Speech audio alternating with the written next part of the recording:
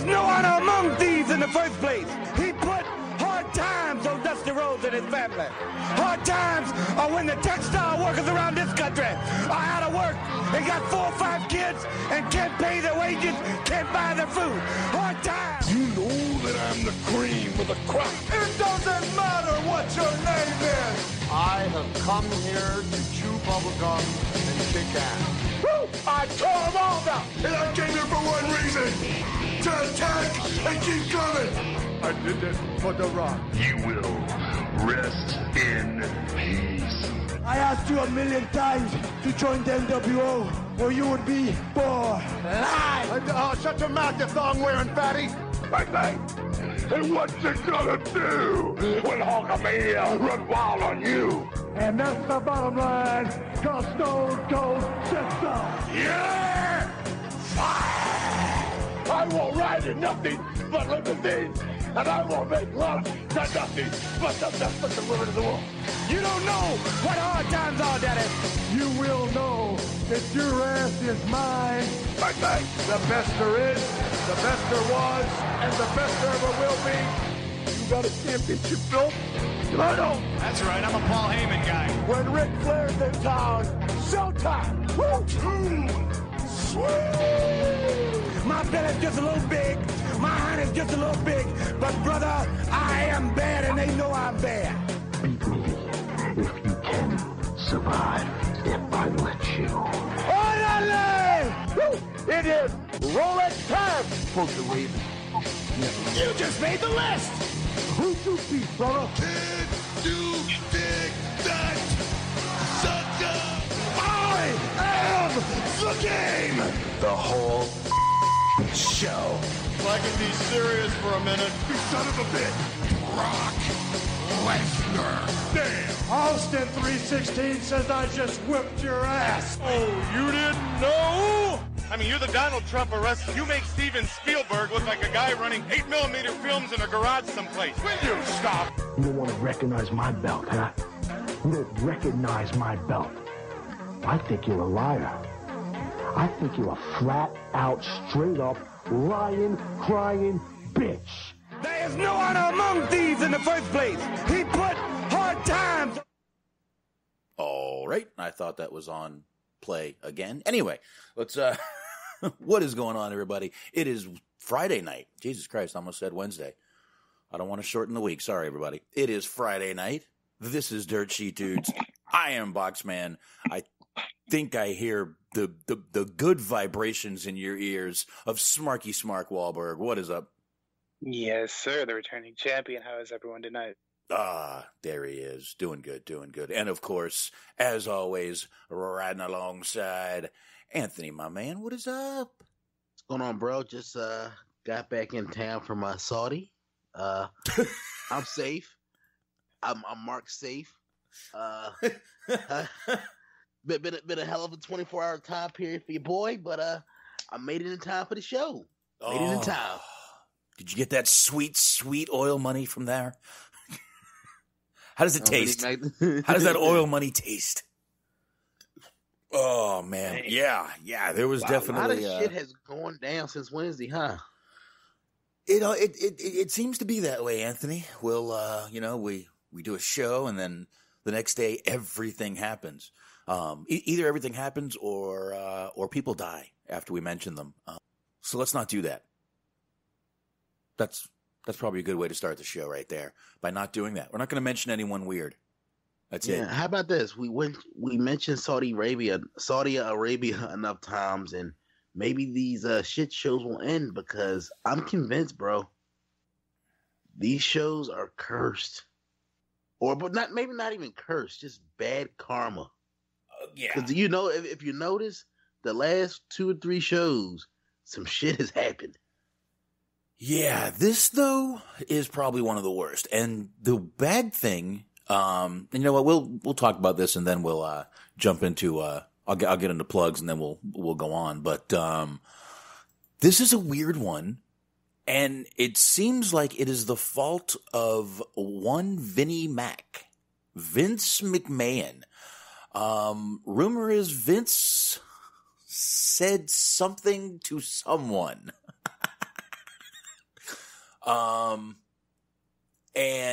here, I'm trying to pull that article up, but I can't seem to find it. I know you tagged me in it earlier. Now, Smart, while Box is looking for that article, yeah, what do you think about the shenanigans in Titanland? I'm just surprised that it wasn't Flair. That's why I had the over-under on. Seriously, I mean, really, that would be what I would have figured. It had to be Flair. It wasn't Flair, and it wasn't Hogan. Flair or Hogan. I mean, and by the way, that video of those two finally arriving is just amazing. Flair is a stuttering, stumbling, mumbling fuck right about now, but he's still Ric Flair. So I mean, what are you gonna do, right? Yeah, but yeah, but everybody can agree that we have our fun at WWE's expense, Vince McMahon's expense, blah blah blah, but these are not the people to fuck around with. I mean, I'm just saying, bro. Like, I made a comment online. I'm like, the thought of Vince getting into it with the Saudis is both hilarious and terrifying. Because these people don't give a fuck. They don't give a fuck about what Vince did in the States. The wrath. This ain't Vince fucking with Ted Turner and his wrestlers. This is some serious shit. Yeah, this is. Are you suggesting that the Saudi princes have usurped the Wu-Tang Clan and they are now nothing to fuck with instead? Absolutely. Yeah, and this was 8 hours ago. This guy, Joe Whataday Lowry, was talking about this. Now, I will say one thing. He did include Bill Apter and a bunch of people in this. It tagged him in it, so I think if it was bullshit, I think someone would have said something by now. But he's saying he was working on the story most of the day today, and he's been told by a source that WWE's situation in Saudi, that it's serious enough that the White House has been briefed. Dude, this shit went to fucking the White House. The incident, as what it's being referred to, is unknown at the time. Rumors, though, from what we did read, Anthony, I don't know if I think you tagged me in this too, is that Vince did something, said something. Some superstars were already on their way out, and some were not allowed to leave, but it sounds like they've been kidnapped, Anthony. Dude, this, I hope they all make it back. Let me just put it that way. Yeah, in all sincerity, man, hope everybody makes it back safe and sound, because I don't know about you guys, but I've been reading around, and a lot of different reports. WWE did all they could to get the key people needed for SmackDown, right? The key people needed. I look at it like this, bro. Like, these are all people. Like, look, I get it. In the realm of WWE, Curtis Axel and Roman Reigns ain't on the same fucking level. But these people have families, and anybody that went over there should have had some type of reassurance that they were going to be able to get back home safe and sound. Right. Regardless of, take the politics out of it for a second. Okay. A lot of people literally risk life and limb to go over there, and to have to deal with this. I mean, like I said, it's just bad vibes, bad karma, and 8 more years of this shit. Think about it. They're only 2 years in, and already they had that shit show of a main event with Kane and Taker versus DX, where Triple H's pec got fucked up. Yeah. You followed that up with Goldberg and Taker almost getting impaled, and now this shit. Like, seriously, the last 3 shows, some shit has happened. Yeah, and it gets progressively worse. And they're only 2 years in of a 10-year deal. Yep. I don't know, man. Like, I get the money's good, man, but this is what happens sometimes in life when you sacrifice morality for the sake of a buck. Everybody needs money, but when you literally sell your soul, this bad shit tends to happen. I will say to that point, though, like, I feel like this is really bad for them, because it's one thing to argue about where you are, where you want to be in terms of like card position and all that shit, but when they're literally saying that you're not important enough for us to get you out of here first, like, that's talking about your life. Yeah, and if you think about it, there might be some ramifications. Yeah, and if you think about it, I mean, who did they get back? Brock?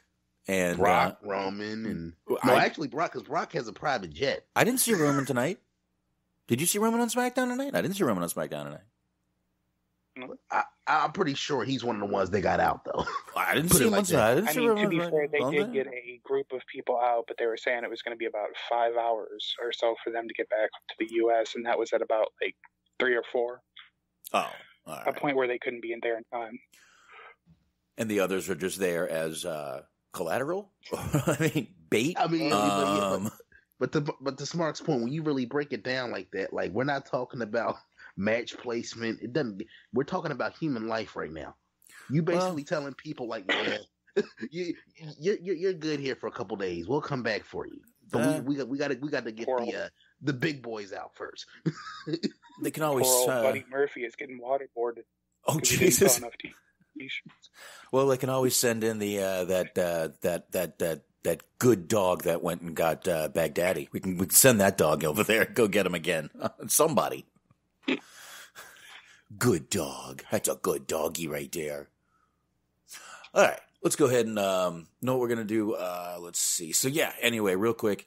Hope they all do make it back because shit could go awry at any time over there. But hopefully they're all safe and maybe there was just a flight issue. Maybe all those rumors are being exaggerated. Maybe it really was just a flight issue. Maybe a fucking, the old zing dinger on the old plane, the old duct tape fell off or something. Who knows? But anyway, let's move on. Shout out to Wrestling OD, the Wrestling Overdose.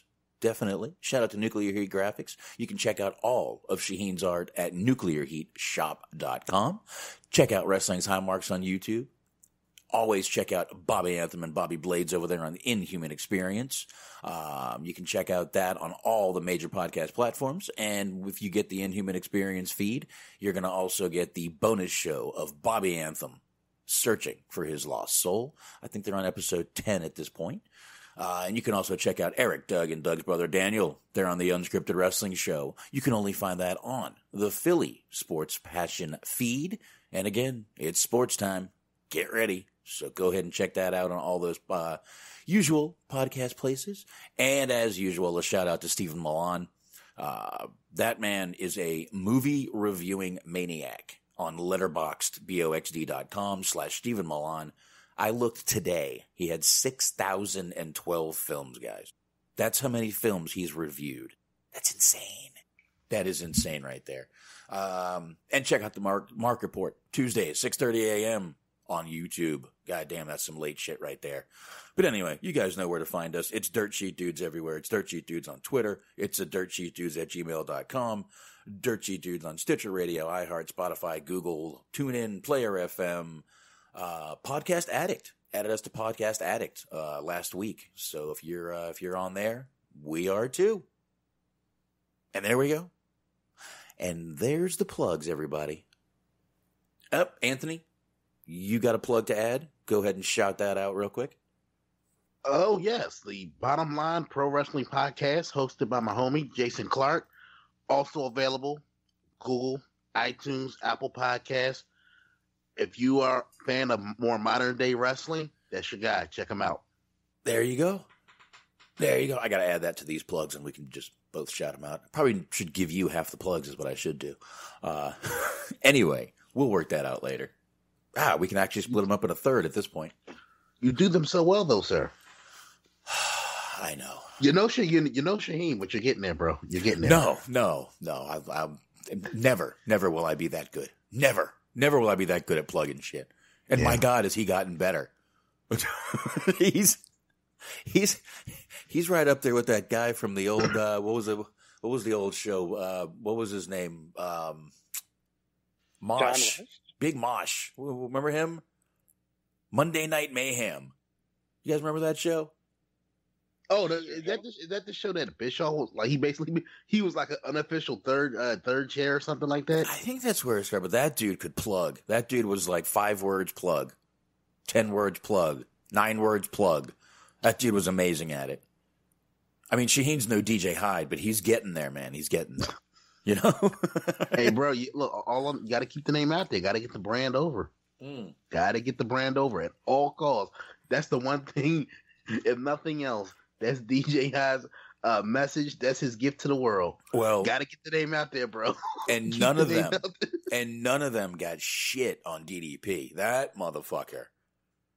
He's all about it. He's all about the plugs, bro.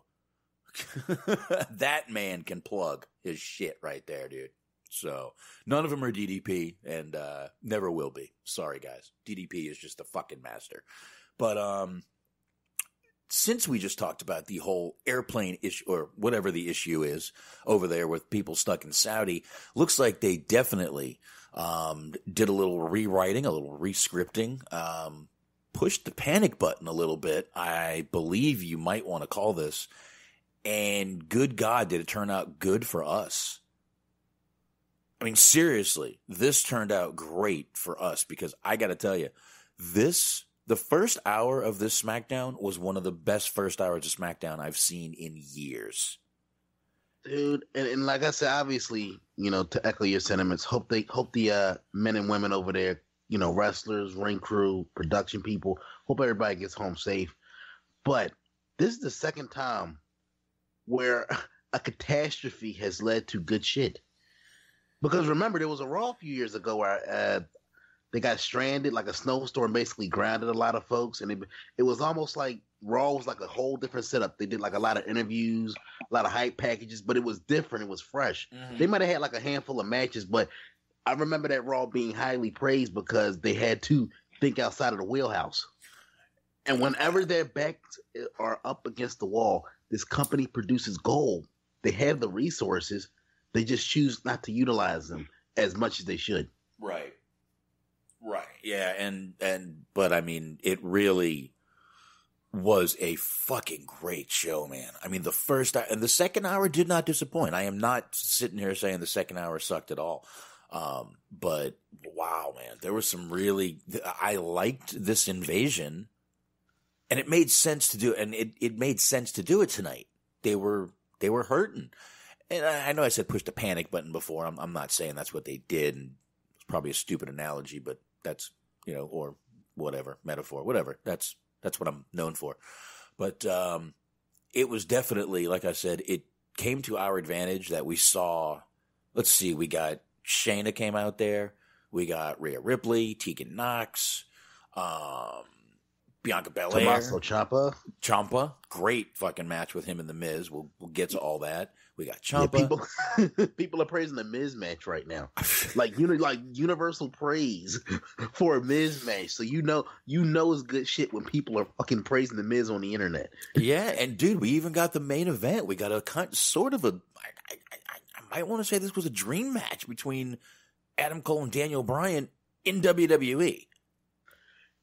And I gotta say, I'm not really one for the whole, such and such is a smart city, smart town, because it's 2019. Everybody has internet access. Everybody's a smart fan, quote unquote. But this show greatly benefited, especially NXT crew, benefited from the fact that this was in Buffalo, New York. Oh, yeah. Yeah, definitely. That was no disrespect to like a smaller town, like a Tennessee, no disrespect, Smart, any place like that. This place needed like a Northeast type of crowd. Yeah, it definitely helped, and I'll tell you, NXT had a hell of a night tonight because I don't think the NXT guys either left walking when none of the other talent did, or won. None of the fucking NXT talent lied down tonight. None of them. So this was a great night for the NXT guys. I mean, and on Fox. Think about this. This wasn't on USA. This was on Fox. Man, they must have made a great deal with Fox, man. Yeah. And they opened up with the Heyman promo with him and Brock. And, Heyman kind of got into the whole nobody from SmackDown is allowed on USA. Nobody from Raw is allowed on SmackDown because of the different network deals. Mm-hmm. Do you think, how much schmoozing do you think Vince had to pull off to make some things happen? Because, I mean, obviously the NXT guys aren't like top mainstream level guys, but they are on a competing network. Yeah. How much behind the scenes kowtowing? You think Vince had to call in a couple markers for this one? Because it was kind of weird to see a lot of USA representation on Fox tonight. Yeah, it definitely was. I don't know what got worked out, but I'll tell you what, man, it was fucking awesome, and it was great to see on Fox. And look, they might have just went to Fox and said, listen, otherwise we're going to be replaying videos all night. You want us to do that? Eh? We can do that. Listen, we got to see the whole Brock and Cain Velasquez match. We got to see it. They showed it. You didn't miss much, folks. They showed it. So if you missed it, you got to see it. You definitely You didn't miss anything. They showed you all the 5-star classic match in its entirety. They did. Oh, the 5-star. You dick. But yeah, I mean, look, the match was what it was. I mean, I just want you to think about something.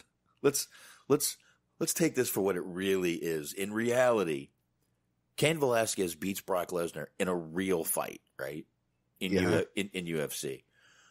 For Brock to get his comeuppance on Cain Velasquez, he had to get him over to WWE in a scripted fight to beat him.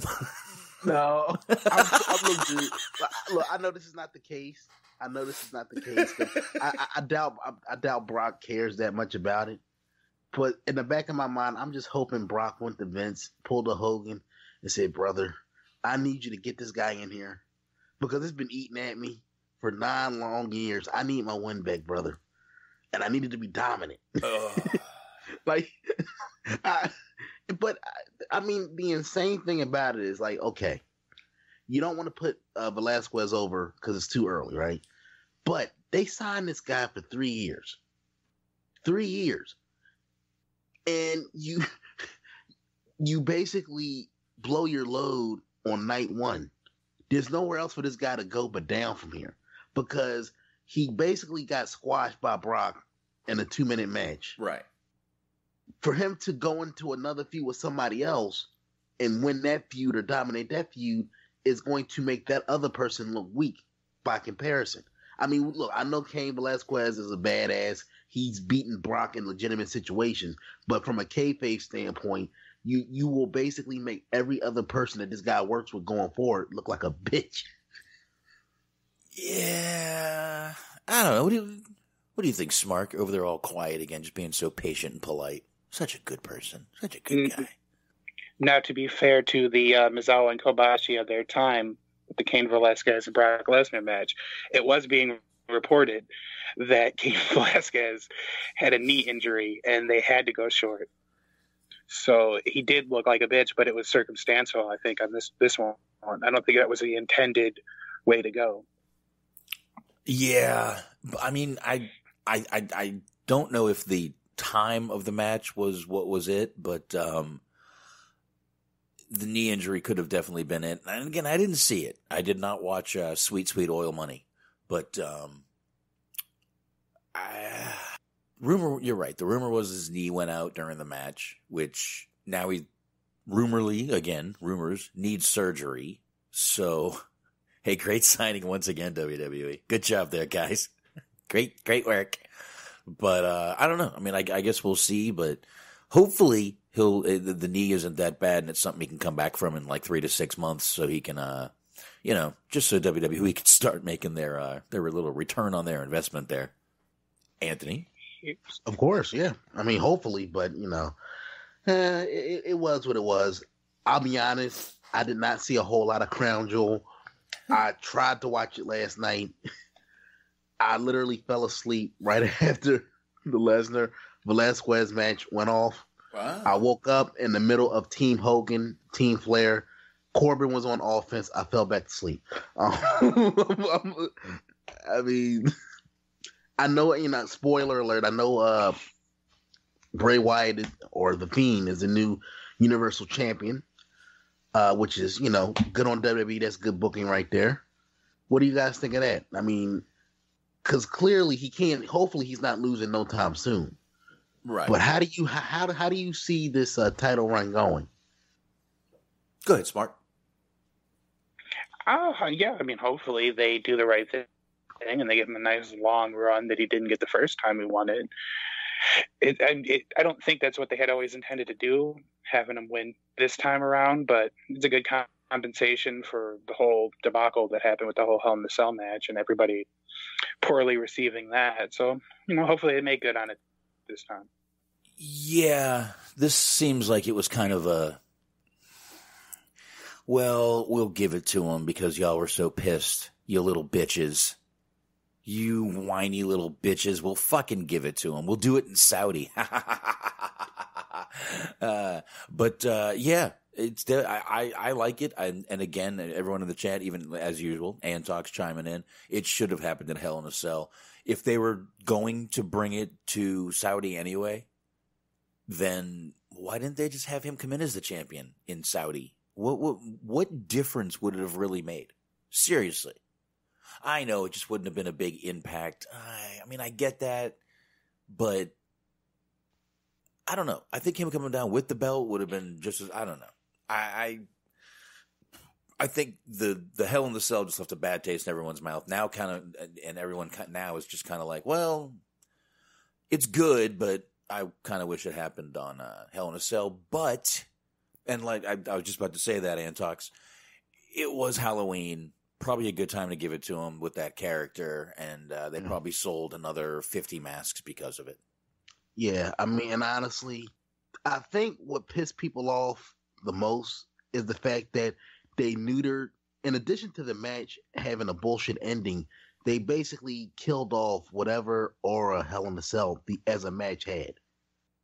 And it would have been better if they wanted to do a fuck finish, not to say that people wouldn't have bitched, because people always find something to bitch about.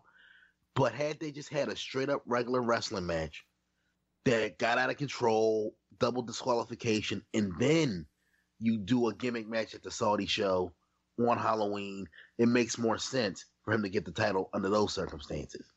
Have it be a disputed finish, take the Hell in a Cell stipulation off of it, make it a regular match, have it be a non-finish, a DQ, whatever the fuck, and then you book a crazy gimmick match for the Saudis. Hell, bring Hell in a Cell to Saudi Arabia and have him win it that way. Well, I mean, this was kind of, if you saw the ending, which if you watch SmackDown, you got to see the ending of that match. It was a pretty crazy match, and the ending was pretty cool with the, and once again, the Fiend not selling the curb stomp very, very much, but the whole, he fell into in between the crates, and there was fire and brimstone, and then it gets in Seth's side. Seth is the worst at acting, dude. Please never put this man in a movie. My eyes. Oh. And Box, I'm sure between the two of us, we will have watched the match in its entirety by the time Wednesday rolls around. Yeah. And we'll be able to dissect it that way. But yeah, some of his facials were brutal, and I should have pulled that clip. My eyes. Yeah, but I mean, in all sincerity, what? As a Simpsons reference, to my eye. I'm not supposed to get jigs in it. But in all sincerity, anybody in the chat that watched Crown Jewel in its entirety, did we really miss much? I mean, seriously. Outside of the the big title change, did we really miss anything? Was any match over the top spectacular that you really got to go out of your way to see on this show? Oh God, man, you totally no-sold Smark there, bro.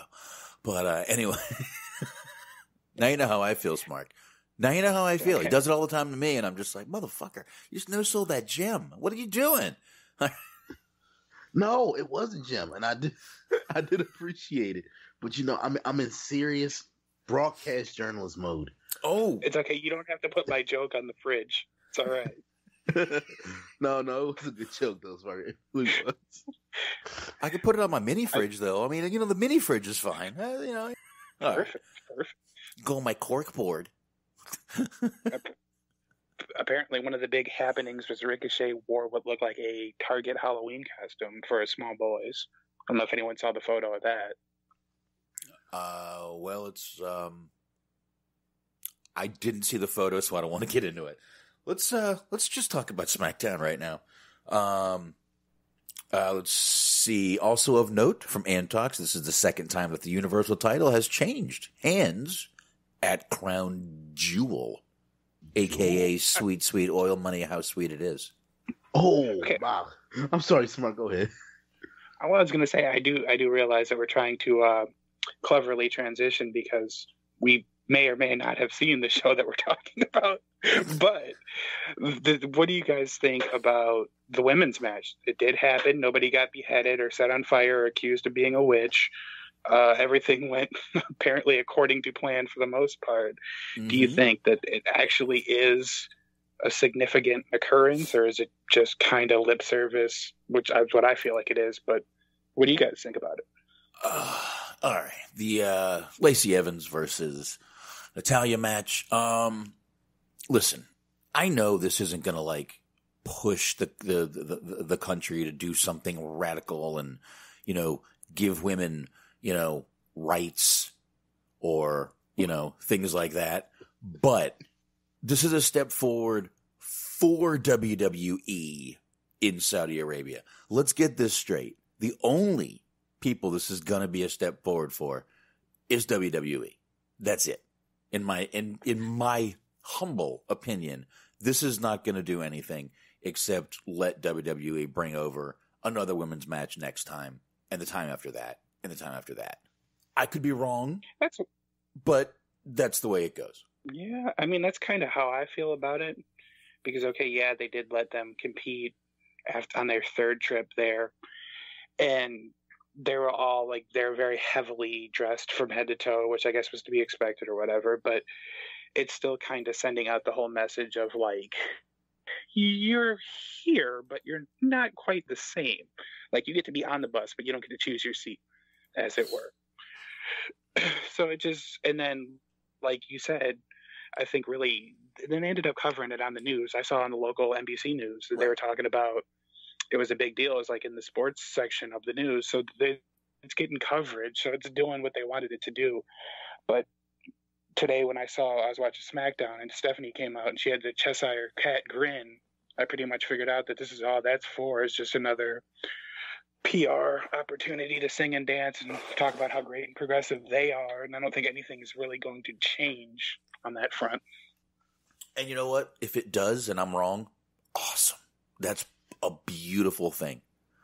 Yeah. But let's face it, money is money, and I'm sure there was some dealings there. But again, once again, if I'm wrong and things do change, that'd be fucking great. So, all right. Yeah. Go ahead, Anthony. I would love to be wrong, and I would love to think that the intentions were pure. But if anybody is realistically thinking that WWE is going to fucking change these people's minds, no. This match happened for two reasons. One, so the Saudis can look good to the people that don't know no better. Like, see, we are progressive. We don't have a problem with the women. And it gives WWE B-roll to show that, look, we went into this backwards ass country and helped change their ways. You got Natty and what's the girl's name? Lacey Evans hugging in the ring crying. And I have no doubt, I'm not making fun, I have no doubt that it meant a lot to them personally. Mm. But this is not going to change a damn thing, if we're being very honest. No. Not a damn thing's going to change. This was just lip service on both parts. All right, hold on one second here. Antox, as usual, the man, he's put the picture up of...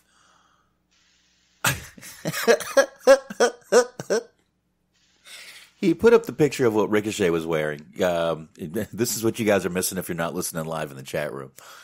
Hold on. I'm trying to compose myself here. He also put up the picture of the real person that he's supposed to be. But anyway, wow, dude, that's not even Target. That's not even Walmart, dude. That's like, holy shit, dollar store. Obviously the hair is different, but, a little bit. I mean, the boots are supposed to be yellow. They're red. The belt and the arms are right, but Jesus, man, what's with the thing in front of the old, satchel, the old, what's with the thing in front of his crown jewels, man? That's not on the original. I don't know if you guys clicked on this in the chat room, but Yo, Ricochet looks really, really, this is like dollar store Ricochet. This is like, yo, Mom, I found Ricochet at the Dollar Tree. Look. Maybe, all right, you know what? I'll let's give him five below. How's that? Five below? No? You guys don't have Five Belows there? Yeah, we have Five Belows. I would call that outfit 250 though. 250, half of Five Below, 250. Man, it's bad. Thank you, Antox. I really needed that tonight. I really needed that in my life. So that bro. was that. That was like I said. That was the eyesore I was trying to. I couldn't identify. I'm like, who the hell is that? Why? Because like I said, I fell asleep on Crown Jewel, and I woke up. And my first thought was, why the fuck is Corbin beating up Wonder Woman? Yeah. That's what it looked like to me. Like I didn't realize that was Ricochet at the time. Yeah, and I don't know who this character is. I believe they're saying what was his name again? I can't see it here. I think it already passed. I think Scott put it out there. Where did it go? All Might? Is that his name? Anyway. Wow, this is good shit, man. I needed this in my life tonight. All right. I guess we can move on from that. Thank you, Antox, as usual. There we go. Now, real quick. Yeah. Since we were talking about the women, what Antox, you can back me up. Was it a story that they were throwing like bottle caps and stuff at the ring? Because I heard something crazy. I guess where Orton even caught something and threw it back in the crowd. Are you asking Smark? Did you guys hear this? Anybody in the chat? I didn't hear it. I didn't hear it at Crown Jewel. Yeah. No, I didn't hear any of that. And Smark didn't see the show. Smark didn't watch the show. He said, yesterday was his day. Thank you, Antox. That's what it was. Somebody threw a bottle at Natalia. It was something like that. Really? Yeah. People. I heard some type of report that the fans were getting kind of reckless during the course of that match. They were throwing water bottles at Natty. Maybe they just thought she was thirsty. Listen. Hydration is important in any country. Let's be happy they weren't stones. Oops. Sorry, guys. Let's see. Antox just sent me something on Twitter here. Let me pull that up. It looks like it's a tweet. Some asshole threw a bottle at an Natalia. All right. I'm watching this. Oh shit, they did. It hit her foot, her left leg. Yeah, it hit her left boot. No, it hit her left thigh, excuse me. Jesus, what an asshole. One person out of all these people decided to throw a water bottle. Well, anyway. Yeah, there you go. Yeah, you would have been the one asshole on the credit. That was Bret Hart. Perfect aim, huh, sir? You would have been a sharpshooter that day. Huh? I am much more polite than to throw something at someone just because I don't personally care for their wrestling, sir. I have more couth than that. Not much, but a little. Don't worry, Box. I see your roster gear in the background there. What? You know the cops probably listen to this broadcast. That's a unicorn, bro. That's a unicorn, man. That's my little girl's room, man. Yeah, bro. I'm sorry, bro. Like all the years I've been watching wrestling, that was the greatest run-in ever. The greatest run-in I've ever seen in my life. Oh shit! All right, let's get to this SmackDown show, guys. Yes, or do we have a show? I mean, honestly, nothing negative to say about it. No, commentary started off, and I say started off because the commentary switched with Aiden English, Tom Phillips, and Renee Young, who always like me some Renee Young. Not great on commentary, but I'll tell you what. Maybe Michael Cole and Corey Graves were poison to her because she was much better tonight. You mean she was. She sounded, like a human. She sounded natural. Number one, yes. Go. Old school Renee Young, like she sounded comfortable. She seemed poor, and I feel like she had better chemistry because it was more of a give and take conversation with Phillips and the other guy that replaced Aiden English is Pat McAfee. Pat McAfee, former football player, right, Smark? That's right, punter for the Indianapolis Colts. Oh, he was a punter. He's like one of the only punters ever that's actually managed to like get himself over with NFL fans. Yeah, it's usually not ideal position to be in. Yeah, I'm sorry. I didn't mean to call him a football player. I didn't know he was a punter. I'm sorry. I'm sorry. Sorry to all the football players out there. At least you didn't call him a catcher. He's a kicker. That's what he is. He's not a football. He's a kicker. That's all he is.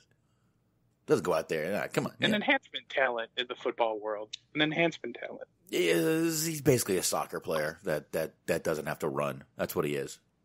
Let's be honest here. Hey, but I'll say this though. Like I said, he did a very commendable job on commentary tonight. It actually seemed like he gave. I mean, Renee was okay when she was out there with Aiden. She was more vocal than usual, and like Anthony said, sounded more human, and she wasn't using her sheet of one-liners that she just randomly went through. That was obviously what I always said about her. But after, let me see, I don't know when, but it was early in the show. It was right after the Miz thing, I think, when actually it was right after the Sami Zayn thing that Pat McAfee came out and they showed him on commentary, and I was like, what the hell? What did Aiden English do? What happened here? But it sounded like Renee was actually having a good little back and forth with both those guys. It almost seems like Cole and fucking Corey Graves were like poison to her, dude. I don't know. Maybe I'm wrong. Maybe, I don't know. Is it just entirely possible that Vince's interests were elsewhere and he wasn't there to sabotage the goings on? I don't know. Maybe now that they know she's got a place to go, they're like, all right, we'll give you whatever we can. Stay here. Stay here. I will say, for better or for worse, I enjoyed it. It wasn't a problem with me, but it seemed like she carried the show for the most part. In terms of commentary, at least. Yeah, I mean, I did hear her more than most. I mean, I heard Tom Phillips a lot. I just thought Renee was better than every time I've heard her out there. She was actually very good. She actually seemed like back when she was on NXT, which I believe wasn't her and Tom Phillips on NXT for a while together. Believe so too. So maybe she was just used to it and kind of felt back in her little place there. So, and I will even say, we'll probably get into this later, but she got in on the action a bit herself tonight. Yes. Yeah, she did end up with a little nosebleed, she was saying. But I'll tell you what, the first thing I was shocked about is that Brock was here. Out of all the people, all the superstars you heard, Brock Lesnar shows up with Paul Heyman, of course. I don't know. Paul Heyman allowed over there? Yeah, he was there. I'm just kidding. Now, let me ask you as a question, and I mean this in all sincerity. Because of the circumstances, do you think Brock gave them a discount on this appearance? A discount? A discount, like, yeah, this one's on me. I know you guys are in a crunch right now. I normally I would go home, but you know what? I'm going to cut you guys a break this time. One's on me. Are you kidding? You think Paul Heyman will let him do that? Oh, he made that very clear. I'm pretty sure he has a new boat called the SS Crown Jewel. Yeah. I don't know how good that's going to do him in Canada, but no, there's the. They got warm, and they have boats in Canada. I know that. Don't. Careful, people. I know what they do. But yeah, I was surprised to see Brock Lesnar out there tonight. And obviously he did the same. Brock Lesnar was probably out of there last fucking night, dude. Last night. He probably finished his match and took off from the airport last night. He was gone. Which is why he probably made it back before all this shit went down with fucking old Vinnie Mac fucking up people. But Paul Heyman, with one of the greatest lines of the night, when he was talking about how mad they were, how they went to Vince McMahon, and he went, "You don't know who Vince McMahon is? Google it, bitches." Google it, bitches. That was fucking amazing. Oh, man, I'm telling you, Paul Heyman, I don't care what he's selling, I'm buying it.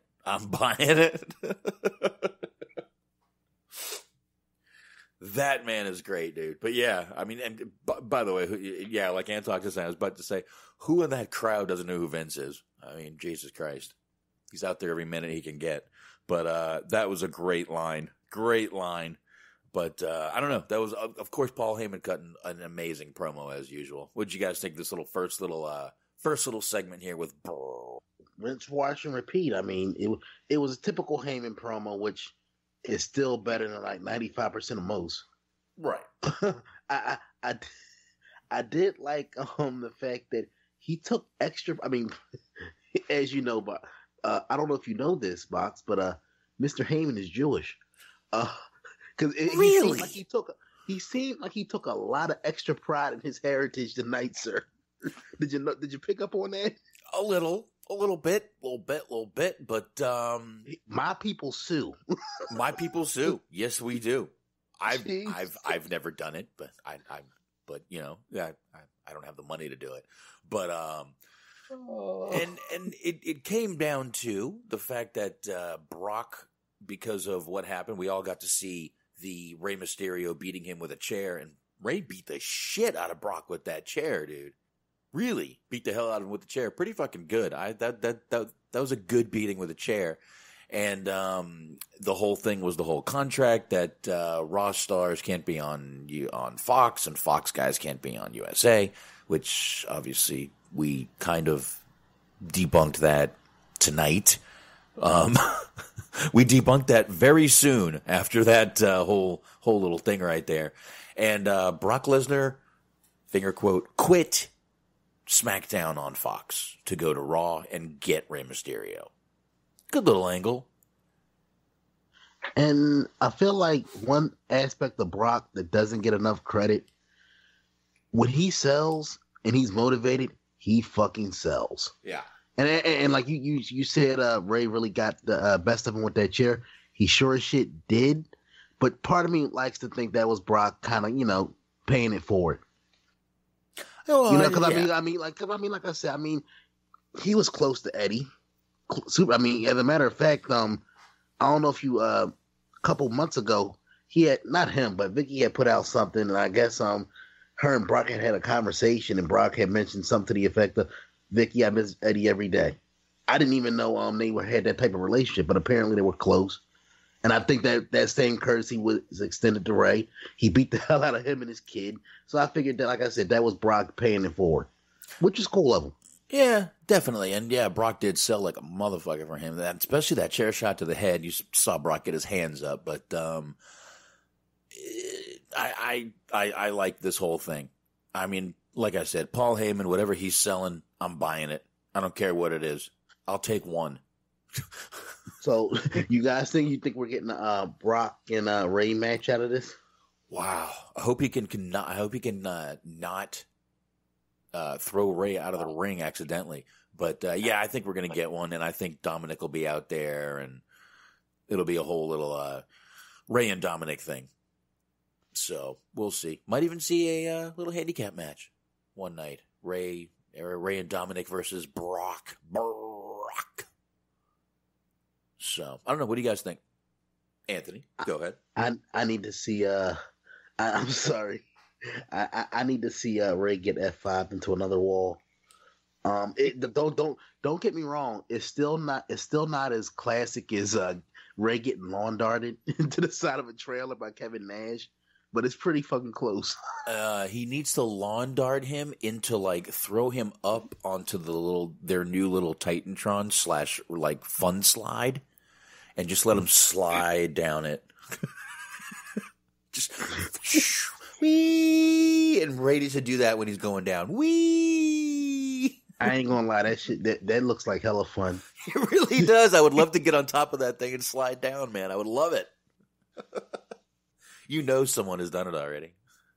Yeah, if I was a wrestler, I'd be like, I would incorporate that spot into every match. I don't care what I was doing. I will find a way to incorporate the spot with me sliding down that fucking thing, because it just looks like fun. It does. It really does, man. That looks like a fun thing to do right there.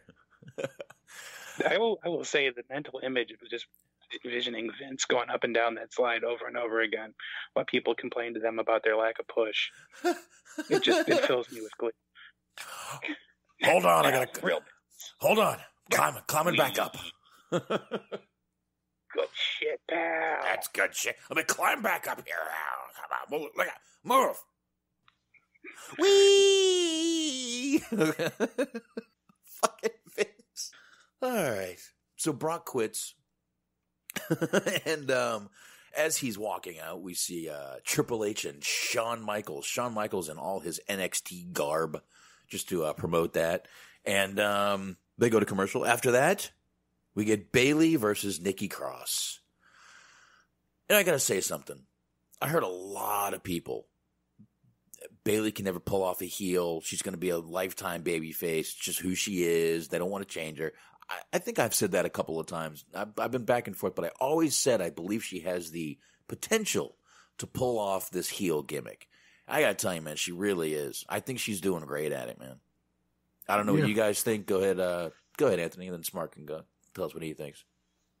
I'll let Smark take the lead on this one, because I've praised Bayley many a time since she's turned heel. I mean, you can tell she's really invested into the character. She clearly knew it was time for a change, even though, like I said, they butchered the shit out of her baby.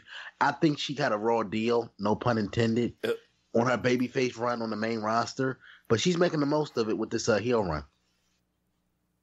Yeah. Yeah. Absolutely. Go ahead, Smark. Yeah, absolutely. Yeah. I'll echo the same sentiments. I totally agree. I think she's done a great job with it. Maybe a little bit nitpicky, but the only thing I could really complain about is I would like to see them distance her from Sasha. I feel like it's just time that they need to go out on their own. Like, I like the idea of the continuity that they're friends regardless of what's going on. Like, that's cool. But just let them be different people for at least a little while. Yeah, I think you're right. Eventually she needs to, I'll just make up a word, out-heel Sasha and just beat the shit out of her and be like, I'm better than you, blah, blah, blah. I would like to see that too. I think it'll happen eventually. You know how they split everybody eventually and give them their old little their run there. Now, before we get too far, did you see the person dressed up as the crazy inflatable guy that had the sign that said, "Please don't hurt me"? No, I did. Yeah, same here, Smart. Okay. As the person that likes looking for weird crowd people, I really wish I would have seen that. It was there. Yeah, rewatch it if you want. It was there. It'll be on Hulu tomorrow. But yeah, there was one person that was one thing I noticed. But man, got to see Bayley in some booty shorts. Yeah. Please. Anyway, and Christmas, come on, guys. Yeah, I know. And I gotta tell you, I like Nikki Cross. Am I the only one that likes Nikki Cross? What the hell? She's not an unattractive woman, but the voice is kind of throws me off sometimes. How about you, Smart? Well, she's no Ivory, but she's all right. Now, Smart. Let me ask you something. Between SmackDown and NXT, I got to see this week.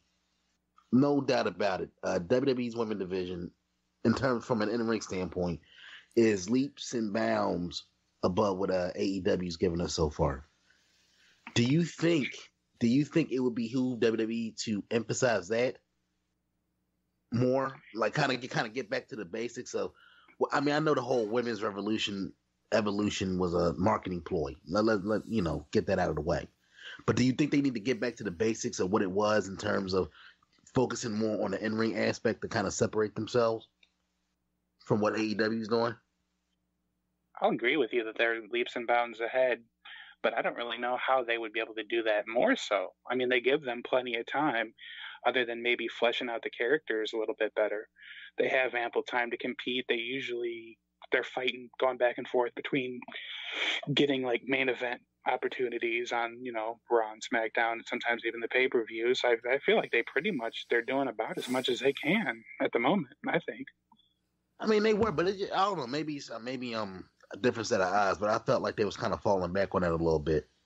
Because it seemed like they kind of plateaued. They peaked at Mania with the women main event and the triple threat, and then from there it seemed like they went through a lull where you went from having like 2 to 3 matches on Raw to one match. Well, because that match was awful at WrestleMania, dude. I'm sorry, it did not do the freaking trick.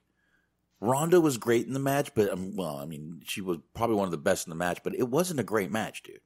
And by the way, if you didn't, I mean, tonight Stephanie came out there and said the women's evolution was still alive. Revolution, whatever she said. She said it was still alive, dude. You heard her. From the hashtag give divas a chance to the WrestleMania main event. But that's why I think they backed off a little bit, because that match did not go over well, dude. It did not get, I mean, Jesus Christ, it didn't go over well on social media, especially. It just wasn't a good match. It just was not a good match, and that's why I think they might have backed off a little bit and been like, maybe we gave everyone a little too much, a little too soon. But I don't know. That's one of the reasons I think they did. But again, Stephanie said it's still alive. But before this match could even end, this was the first NXT kind of surprise we got tonight, with Shayna Baszler coming out and beating the shit out of everybody in the ring. Nikki Cross, Bayley, and Sasha. Good shit, man. She beat the shit out of Bayley. Yes, sir. And now I know you're a Baszler fan.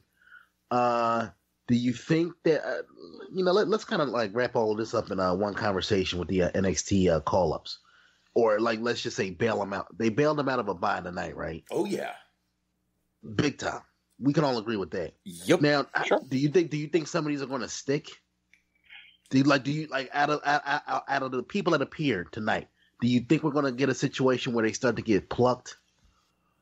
See, Ryan Waterman put in the Wrestling Umbrella group that let the invasion begin, and I'm like, yeah, but what do they do next week? What happens next week? That's back what to I'm normal. Yes. That's what I think is going to happen. Back to normal. So these aren't debuts. I think, like we said before, this is them getting them out of a bind.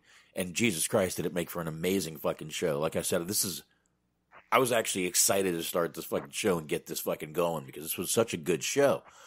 But I don't know. I think one or two of them. Now, my question was, with Baszler coming in there, obviously they're going to, somehow at Survivor Series, they're going to put this as a match for the women. But, I mean, this could have Bayley going over to NXT and doing stuff over there.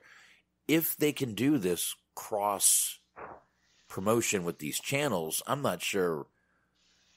This is so confusing on how these contracts are going to be spelled out for these people, with the fact that some people can they go on Fox? Can they not go on Fox? I don't know, man. But yeah. It's confusing the shit out of me, and I think eventually it's going to start confusing the fans too. I mean, it could be a fun little angle, but my whole fear is having Raw people, SmackDown people show up on NXT. Like I said, because I feel like NXT, especially now, which we'll kind of get to later with the ratings plummeting at a rapid pace week to week. Right. The worst thing, in my opinion, that you can do is have a Raw guy, have a SmackDown person show up and basically demolish an NXT guy. To me, they stood out tonight because they were dominant. Nobody laid down from NXT. This was a lot of people's first exposure to these people on a major level. So the last thing you want to do is put a Roman Reigns or even a Miz type going over to NXT on Wednesday nights and jobbing these guys out, right? Or, beating them down, because they have these things where, okay, Vince will let NXT get one over on them 1 week because, like I said, they weren't in a bind. But I'm kind of fearful that it's going to come back to they're never going to get another one. It's going to be beat down, and it's going to destroy the fabric of what makes NXT special. You know what I mean? It's like it's its own separate thing. That's the only thing that kind of scares me about this whole interpromotional storyline they got going. Yeah, but obviously now Triple H did announce at the end of the show that the Survivor Series is going to be NXT versus Raw versus SmackDown, which is going to be fucking really fucking good. Obviously, if you enjoyed tonight, Survivor Series is going to be a pay-per-view we're all going to want to fucking definitely tune in for. And I'm sure we will anyway. But again, I'm worried about next week too. Is it just going to be back to normal? What is going to happen? I think they're going to have to keep a couple of these people showing up every now and then if they're going to do this at Survivor Series. I don't know who it's going to be, but definitely it definitely made me curious to see what's going to happen in the weeks to come and who from NXT is going to show up and when. I mean, the show even ended with all the NXT people in the ring. Yeah. So, and Triple H with his arm around Shayna and Adam Cole. So, that's that to me, that's a little bit telltale right there that we're going to see they may have just decided to switch everything up, rewrite everything, and pull a little invasion angle with NXT. And hopefully we do see a few of them come out every week until Survivor Series, and then maybe start tapering off and, get them right back on their own shows. But yeah, get back to normal. You talked about a panic button earlier, Box. I feel like that phrase is more apropos here. I'm just hoping that with the recent ratings, that Vince hasn't hit the panic button. Oh, we got to get more WWE involvement on this show, because that's the worst thing you could do. I mean, especially if you call yourself quote unquote in a war with AEW, the worst thing you could do is make NXT WWE light. The worst thing you could do is make it Raw light, SmackDown light. The whole reason NXT stood out to begin with is because it was different. It was diametrically different from what you could see on Monday or Friday night or Thursday night, whenever SmackDown was on. And basically, the same kind of people that watch AEW are the same type of people that mark out for NXT.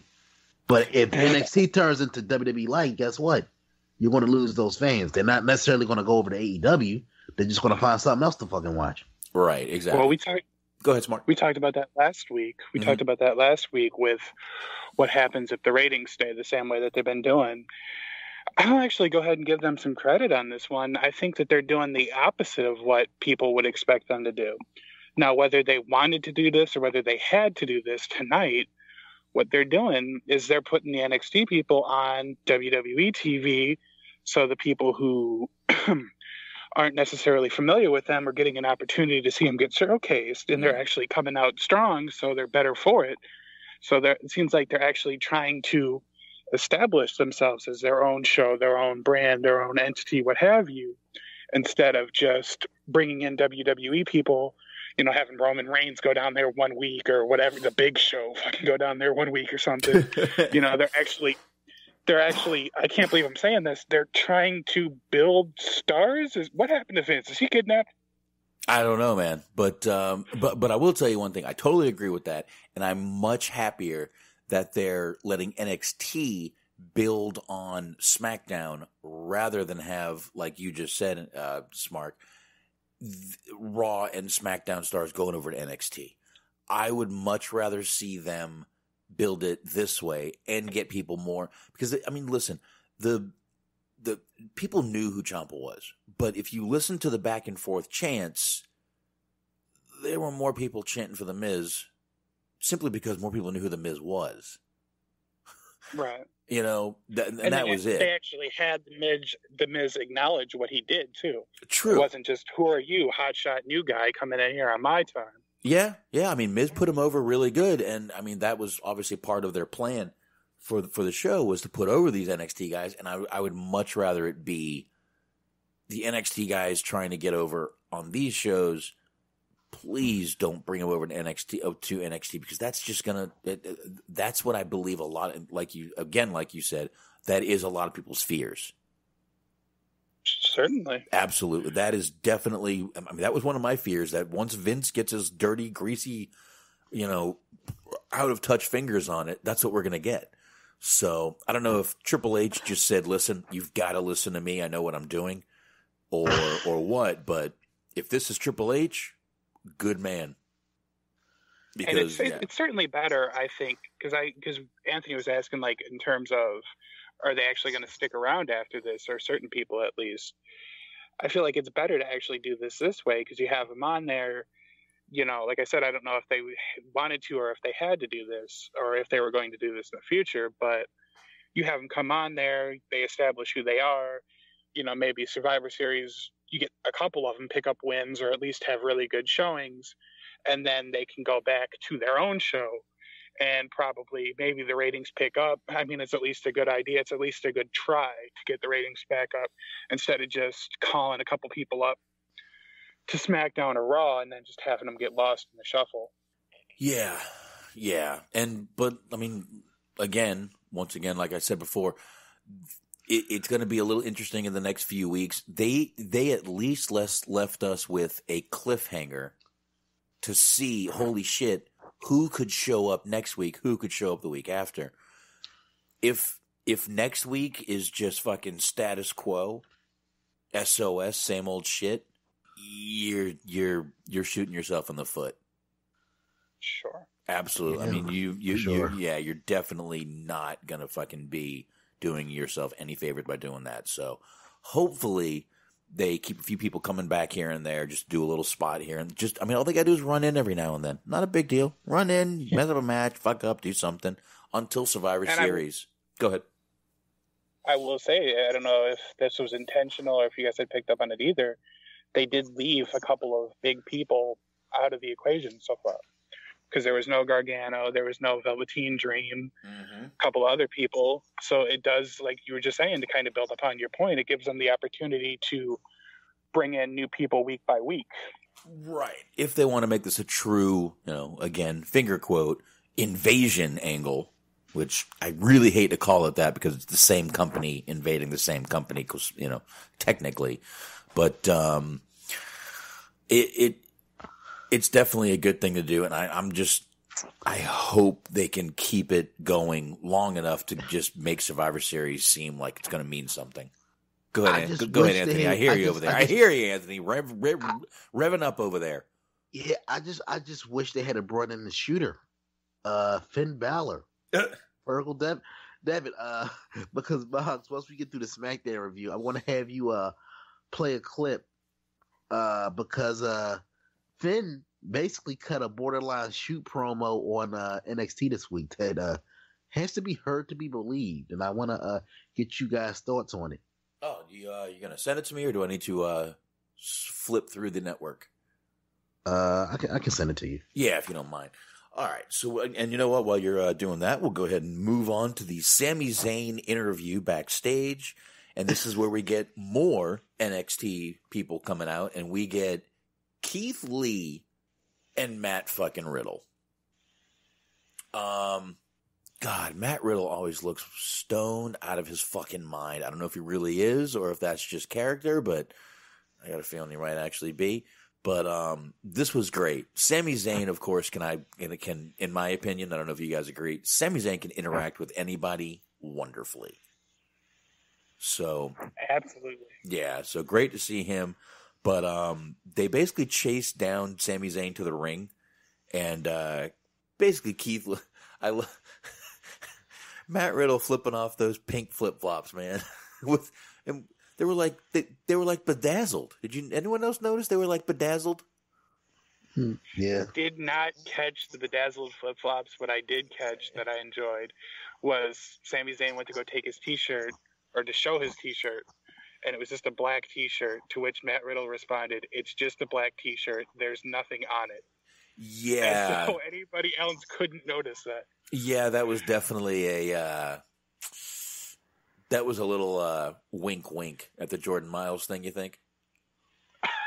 Potentially. I didn't even consider that angle. That's pretty funny. If it, you didn't? I don't know. Funny is not great a word to use, but Yeah. That's not where you were going with that? It was definitely right. I got what you were saying, Box. That was nothing gets on TV by accident, and the fact that they had him specifically point out that, hey, look, it's a black T-shirt. Nothing to see here. Yep. Nothing to. I mean, yeah. I'm with you on that one, Box. That was too random of a line. Yeah, nudge, nudge, wink, wink. That's what that was. Yeah. Nudge, nudge, wink, wink. He. But yeah, I definitely think that was a little shot there. I don't know. I could be wrong. I could be digging too deep. But it was good to see. I got to tell you, man, a guy Keith Lee's size doing a fucking moonsault off the second rope. That's got to be harder off the second rope than the third rope, dude. Seriously. And to see a guy his size do that shit is just fucking amazing, man. And,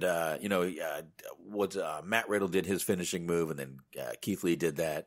But great fucking shit right there. And again, this was this literally, the first hour, like I said, was one of the best first hours I had seen in a long time, man. Of Raw. Of SmackDown, I'm sorry.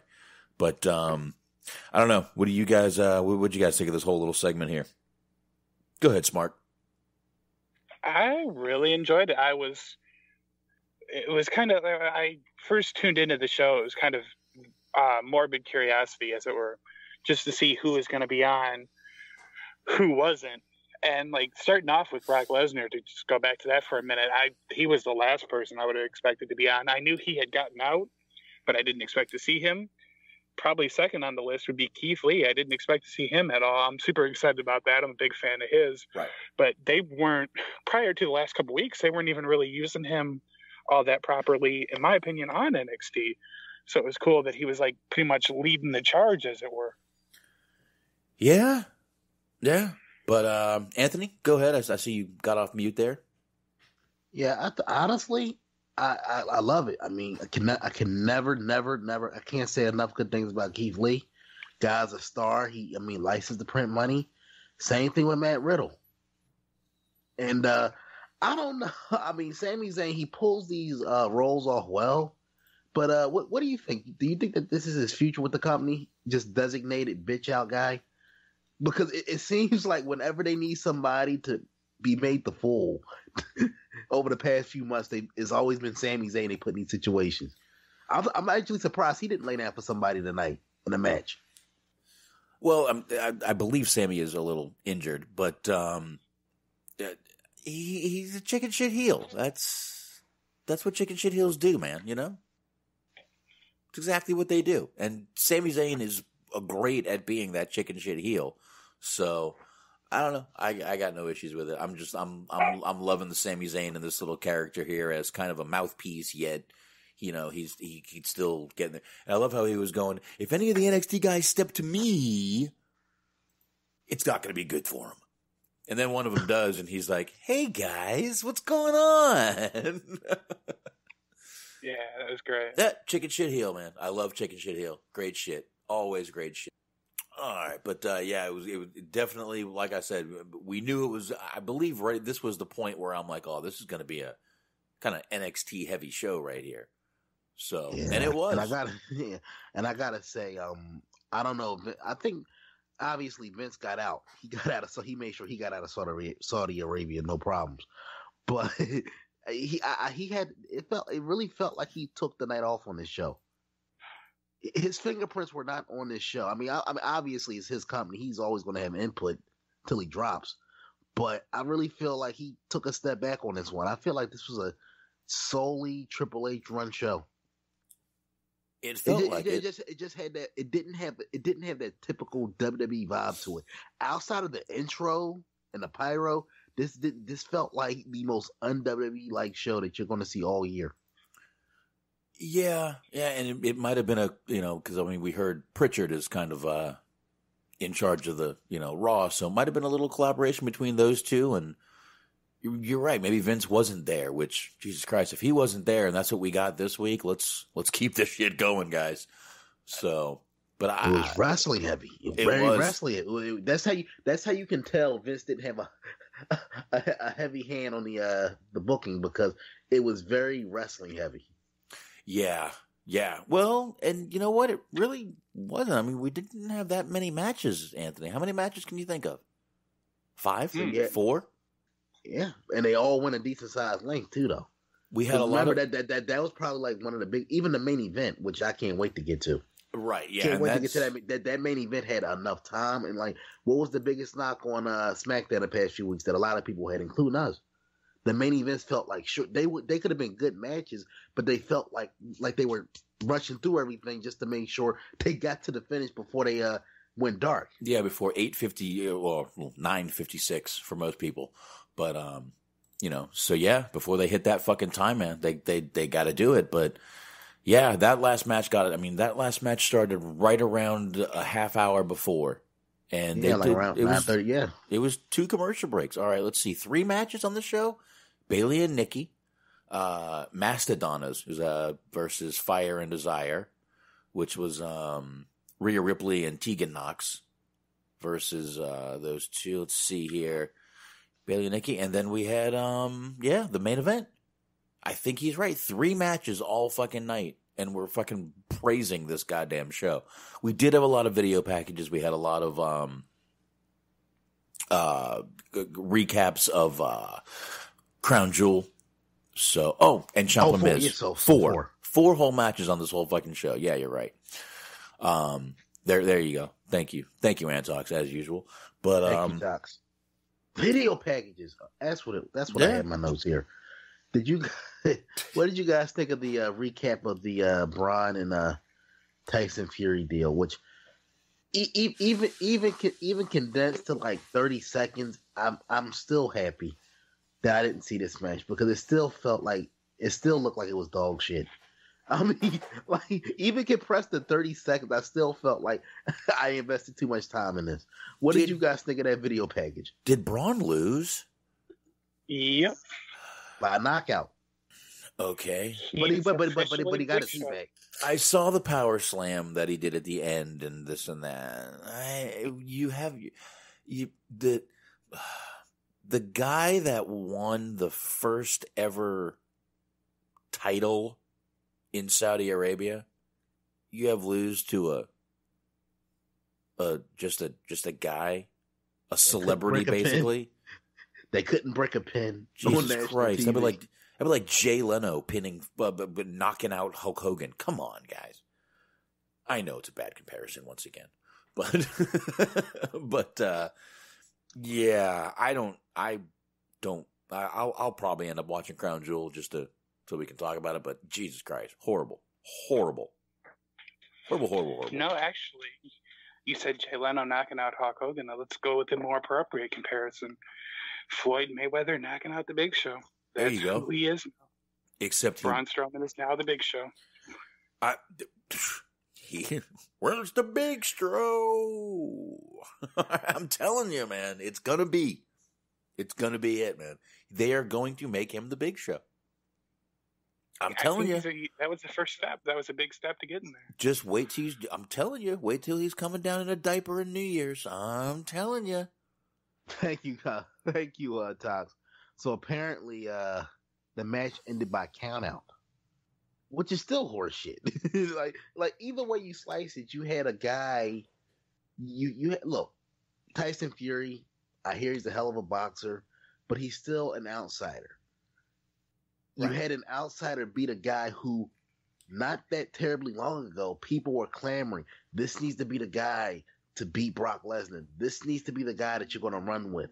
This needs to be your new monster badass on the roster that just kills people. Yep. And now you reduced them to that. I mean, I don't know. For some reason, I think this is almost worse than having them be a tag team champion with the fifth grader. With a fifth grader. I would put it on the same level. At minimum, Anthony, I'd put it on the same level. Minimum. I would put it on the same level. Absolutely, dude. It is, man. And I don't know how they can take a guy like this. And I know he's got a great fucking personality. I know it. I know he does. That's great. That's awesome. Does he have to fucking be the guy you beat, the guy that's already lying down for people? He should be you guys call him the fucking monster among men. Now he's just the dude amongst men. He's just another guy. Yeah. Yep. Like it seems like it's just like they want to take every freakishly large human that they have on a roster and humanize them and make them like, well, ooh, Andre the Giant, he had personality. The Big Show, he had personality. Look, every giant does not need to be happy-go-lucky, out there smiling and telling jokes and, oh, I'm just like you. Like, fuck that. Let this man, he's not like everybody else. Let him be a killer. Let him be a badass. I'm not even sitting here trying to say that Braun was the answer to their problems, but he was something. He was something different. He was a guy who was not supposed to get over, but he organically got over because they took their time. Think about it. He was having squash matches for like 3-4 months straight, And at first it was just like, they were kind of pedestrian. You didn't really pay attention to them. But then they stuck with it. And over time, you start to go, hey, this guy's pretty good. Then they put him in the feud with Reigns. That produced a lot of good matches. Dude, he was a rosebud. He was a rosebud for a while. Let's not forget that. This man was a rosebud. Adam Rose. Remember Adam Rose? He was one of those. People dancing to the ring. So it's like it's almost like they had this funny guy planned for him a while back. And they were going to just make him a monster for a while, and then here we go. Here's the big Stro. Here he is. But I don't need to watch that match, and I don't need to see it. And luckily, after that, we can go to the Miz TV. And we talked a little bit about this already, but I like this segment. I like Miz and Ciampa. Great back and forth between those two on the mic, I thought. And the match was going good, in my opinion. I don't know about you guys, but I thought it was a really fucking goddamn good match, man. It was very good. And once again, Ciampa won. Like I said before, the NXT guys did not lay down once tonight. They came up victorious everything they did, which was a great idea. They should. This was the one night they should be able to do that. But I don't know, man. Once again, like Anthony said, we're all praising the Miz match, and I'm a Miz fan. I like the guy. But and this match really highlighted like how much the Miz has really grown into his role. I mean, let's be honest. Once they turned him heel, he always had the mic work down to a science. He always had the personality and the charisma. The knock was his ring work. But this match proved, like I said, Tommaso Ciampa, he's one of those internet darlings that people like to talk about, right? Mm-hmm. He's good. He's been good for a long time. But this match highlighted that Miz is one of those guys that you put him in there with the right opponent, like a Daniel Bryan, like a Tommaso Ciampa. They highlight, spotlight the things that he does well. Miz isn't the type of guy that's going to bring out the best of somebody, but other people can bring out the best in him, if that makes sense. The right opponent can bring out the best in what Miz does. Like, Miz isn't going to take a Shane McMahon and bring out the best in what Shane McMahon does in the ring. But if you put a Daniel Bryan in there with the Miz, he's going to highlight what the Miz does well and make him look like, oh shit, the Miz really can hang. He really has learned some things over the years. I guess. What do you think, Smark? You got anything on that? No, I mean, I totally agree. Like, he's not the best wrestler in the world, but I think for the way that they do their style, he does their style pretty well, pretty efficiently. He definitely has the mic skills. He has the charisma. He's good at being in the position that he was in tonight. He's just kind of the cocky, arrogant guy. He helps get younger people over. All that. It was perfect. See, and I sort of disagree, kind of. I think Miz does bring out the best in some people, man. I really do. And I mean, listen, everyone he's been with, Daniel Bryan was good before he, got, into the thing with, NXT and the Miz and all that, but Miz got him over. Miz got Damian Sandow over. Miz got a lot of guys over when you think about it. That may or may not have, and trust me, I know Daniel Bryan would have got over otherwise, but maybe not. We don't know. But I think that was probably his biggest and most notable feud was with The Miz. Yep, exactly. And I mean, same with Damian Sandow, biggest and most notable feud. Ziggler too. Yeah, I think The Miz actually can bring the best out of some people.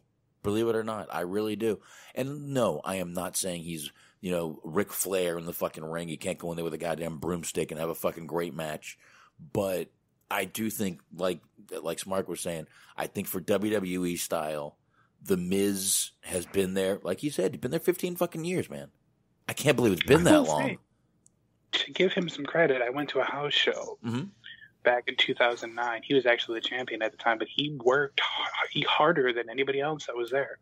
Like, yeah, I mean, everyone knows what house shows are. It's kind of people fucking around, trying things out, maybe doing some jokes or whatever to pop each other, that whole thing. Right. He showed up and he worked just as hard as he would have worked. You would have saw him do on Raw or SmackDown or whatever. Like, he doesn't he's not as skilled. I think he's a good wrestler. I think he's a solid wrestler. He's not like a great technician or whatever, but he's solid for what they want him to do. He does it well. Yep. And I think for what he has, his skill set, he works as hard as he possibly can. And you know, I've called him the workhorse of WWE before, and I know people always look, oh, what do you mean by that? I don't mean his work rate. I don't mean anything like that. He is like John Cena. He's that company guy. The Miz will do all the media, all the press, all the TV shows. And he did a morning show here. Yeah. And like, I'll be the first to tell you, 11 a.m. in Chattanooga, Tennessee is not a market they give a flying fuck about. But he was out there doing it. He was pressing the flesh. He was giving his interview, putting the company over, putting himself over, the whole thing. He was out there doing it. He is. And that's how I believe he's literally, I mean, there was John Cena and there was The Miz. Those are the two guys that they threw out there to do every little press thing, every little media thing, every little thing they could do. And that's been a positive for him. And that's why he's going to last in the WWE. Really. That's one reason. Go ahead, Anthony. I was done. No. And to kind of piggyback off of what both you guys were saying, company man, I feel like that's like the perfect role of Miz. Like, honestly, Miz is going to kind of like move into that John Cena role. Yep. Because he's the prototypical WWE superstar. So he's like the perfect guy to play off of a Daniel Bryan type. Anybody that the internet loves, and that anybody basically he's that perfect contrast to the fan that hates everything that the WWE stands for. Everything that people hate about the WWE, the Miz represents in human form. Mm-hmm. He represents in human form. That's why you brought up Daniel Bryan. Part of the reason why that feud worked so well, because you remember when they did the whole NXT pro thing where Miz was Daniel Bryan's pro and the internet lost their shit. Like, Daniel Bryan's been wrestling for 10 years. The fuck is a guy like the Miz going to teach Daniel Bryan? Mm-hmm. And they play it out on TV. Yeah, you've been wrestling for 10 years. It only took me less than 5 to get to the WWE, and I'm already a big star. I've already main evented WrestleMania. I'm already a former WWE champion. That's what made that feud work, because they were so diametrically different. I mean, Daniel Bryan was the pure wrestler. He was for the wrestling fan, the people that live and die hardcore pro wrestling. The Miz was the establishment. Right. And that's why he's a good base to play off of. Mm-hmm. Whether he's a babyface, whether he's a heel, he's a good base. So that's why I feel like Tommaso Ciampa and him played off of each other so well from the promo to the match. Right. Two guys that are diametrically different. One guy represents the wrestling fan. Another guy represents the establishment. Yeah. Yeah. And I mean, it's hard to believe Miz has been there 15 years, but Jesus Christ, the guy has. And like I said, he's willing to do Bob, a lot of stuff. You could be giving me gold right now. I can't hear you. Really? Okay. You can't hear me? I can hear you. Box could be ladies and gentlemen, Box could be giving us the cure to cancer right now. He could be having, whatever it's worth. I can hear him. Giving up. Yeah, I'm right now. I'm definitely going through. I don't know what Anthony's talking about. Yes, Box, that dad joke is not funny. Okay. For the 5,000th time, it's not funny. Smark, you might want to. You're funny right now, but you're not, bro. You might want to tell Anthony that we can hear him, but I don't know why he can't hear me. He might want to restart. Sparky, you still there? I could hear both of you. I have no idea what's going on. I feel like one of you guys. I don't know what's going on. The other one. Yeah, can you type real quick, because it's going to come through my mic if I type that many words. Can you type to him that we can both hear each other, and I know Mixler can hear me because I can see my voice bouncing up and down in the bars. So I don't know what Anthony's talking about, but yeah. Do that, yeah. No, I lost sound for a second. There you go. I got you guys back. Would you mute me? No. You're like, God damn, this motherfucker talking about the Miz. Mute this motherfucker. But yeah, we could. I trust me. Everybody else could hear me except you. So, but anyway, I think we put the Miz over enough. We don't need to spend 30 fucking minutes on the goddamn Miz. But it was definitely a good fucking match between these two. Again, Ciampa won. But after this is where we set up the main event, guys. We saw Triple H and Shawn Michaels back there, and of course, Triple H, you know, if NXT is around, Triple H is going to get his face on the camera, and he did a lot tonight, of course. But they set up the main event for tonight being Daniel Bryan versus Adam Cole for the NXT Championship. I liked this because I liked during the and especially that I liked during the match that they were like, man, this could change the whole the whole landscape of WWE or NXT. You never know. But I like this little segment with them, and you know, everyone thought I really thought it was going to be Triple H versus Daniel Bryan, and I'm sitting there going, I don't want to see this. I don't want to see this. I was so happy. You want to see Shawn Michaels lace up the old Heartbreak tights? Oh no! I gotta admit, I got a chuckle out of that, bro. Shawn Michaels is no. Listen, this is not sweet Saudi money. They're not. He's not lacing up the boots for fucking the United States. They did have that fake out though. Did you see that part of it? The what?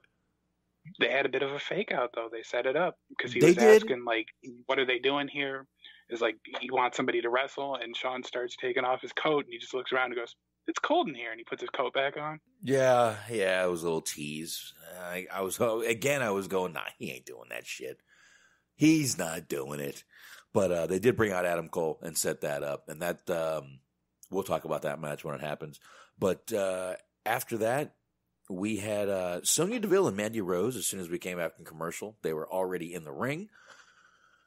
Good God, Mandy Rose. Anyway, Carmella's music hits. She doesn't come out, and we see Bianca Belair back there, which once again, she's just, anyway, she's attacking Dana Brooke, and for some reason, the team that's I don't know why she was the one attacking her, but for some reason, we get Rhea Ripley and Tegan Nox versus Sonya Deville and Mandy Rose. I don't know why they had Bianca Belair doing their dirty work, and could anyone? I, for one, I was heartbroken and devastated that they took Dana Brooke out of this match because, and hyping up SmackDown tonight, right? They put out the press release. You know, it's going to be all kinds of changes, and you don't know who's going to show up. One of the names that they spotlighted as being a part of the broadcast was Dana Brooke. So Dana Brooke was supposed to entice people to watch tonight. So I was personally heartbroken that we didn't get to see Dana Brooke perform tonight. I feel like the country is heartbroken. As a member of the Dana Brooke fan club, we like to call ourselves Brooks a Million. I was cut up. Wow. Thought we called ourselves Brooks and Dunn. What happened to that? That works as well. That works. There's many nicknames, much like how Dana Brooke has many layers and sides to her character. Yes, layers of Botox and silicone. Which I don't mind the silicone boobies. Once again, I like the big fakies. I like them. But Rhea Ripley, man. Once again, man, that girl's hot. But I do like her. She is brutal, and she is hot, and she's really good in the ring, and she's really believable as this badass character. Tegan Nox, doesn't click with her. You know, she's a good seller. She is, but she doesn't. And Tuck says he's got a thing for Tegan. I got no problem with her look. She's a beautiful girl. She just doesn't click with the Rhea Ripley character. I mean, you see Rhea Ripley coming out there in these fucking, she's got studs and chains, and she looks badass, and then Tegan Nox comes out there looking like she's about to start doing cheerleading. Yeah. I mean, Ripley. I mean, Nox did kind of look like the type of chick that Ripley would just beat the fuck out of, or at the very least, not want to be seen on camera with. From a character standpoint. I mean, you look at those two and you're like, oh yeah. Rhea Ripley's definitely just fucking, dominating this bitch. You can just see her whipping her, just putting her in fucking, chains and shit. Anyway, but yeah, I really like this Rhea Ripley. I mean, she's no Mandy Rose. Mandy Rose is fucking hot as fuck, but I like the Rhea Ripley definitely, and good in the ring, which helps out a lot. But she is good in the ring, but my problem more than anything is how is that attire regulation? Oh, I've written several notes to the competition committee. I can't get a hold of Jack Tunney. I don't know what's going on there. What the fuck? The competition committee. I know, man. I mean, she's got chains, and I mean, she could rip those chains off and start hitting people, and I don't know, man. It's just ridiculous.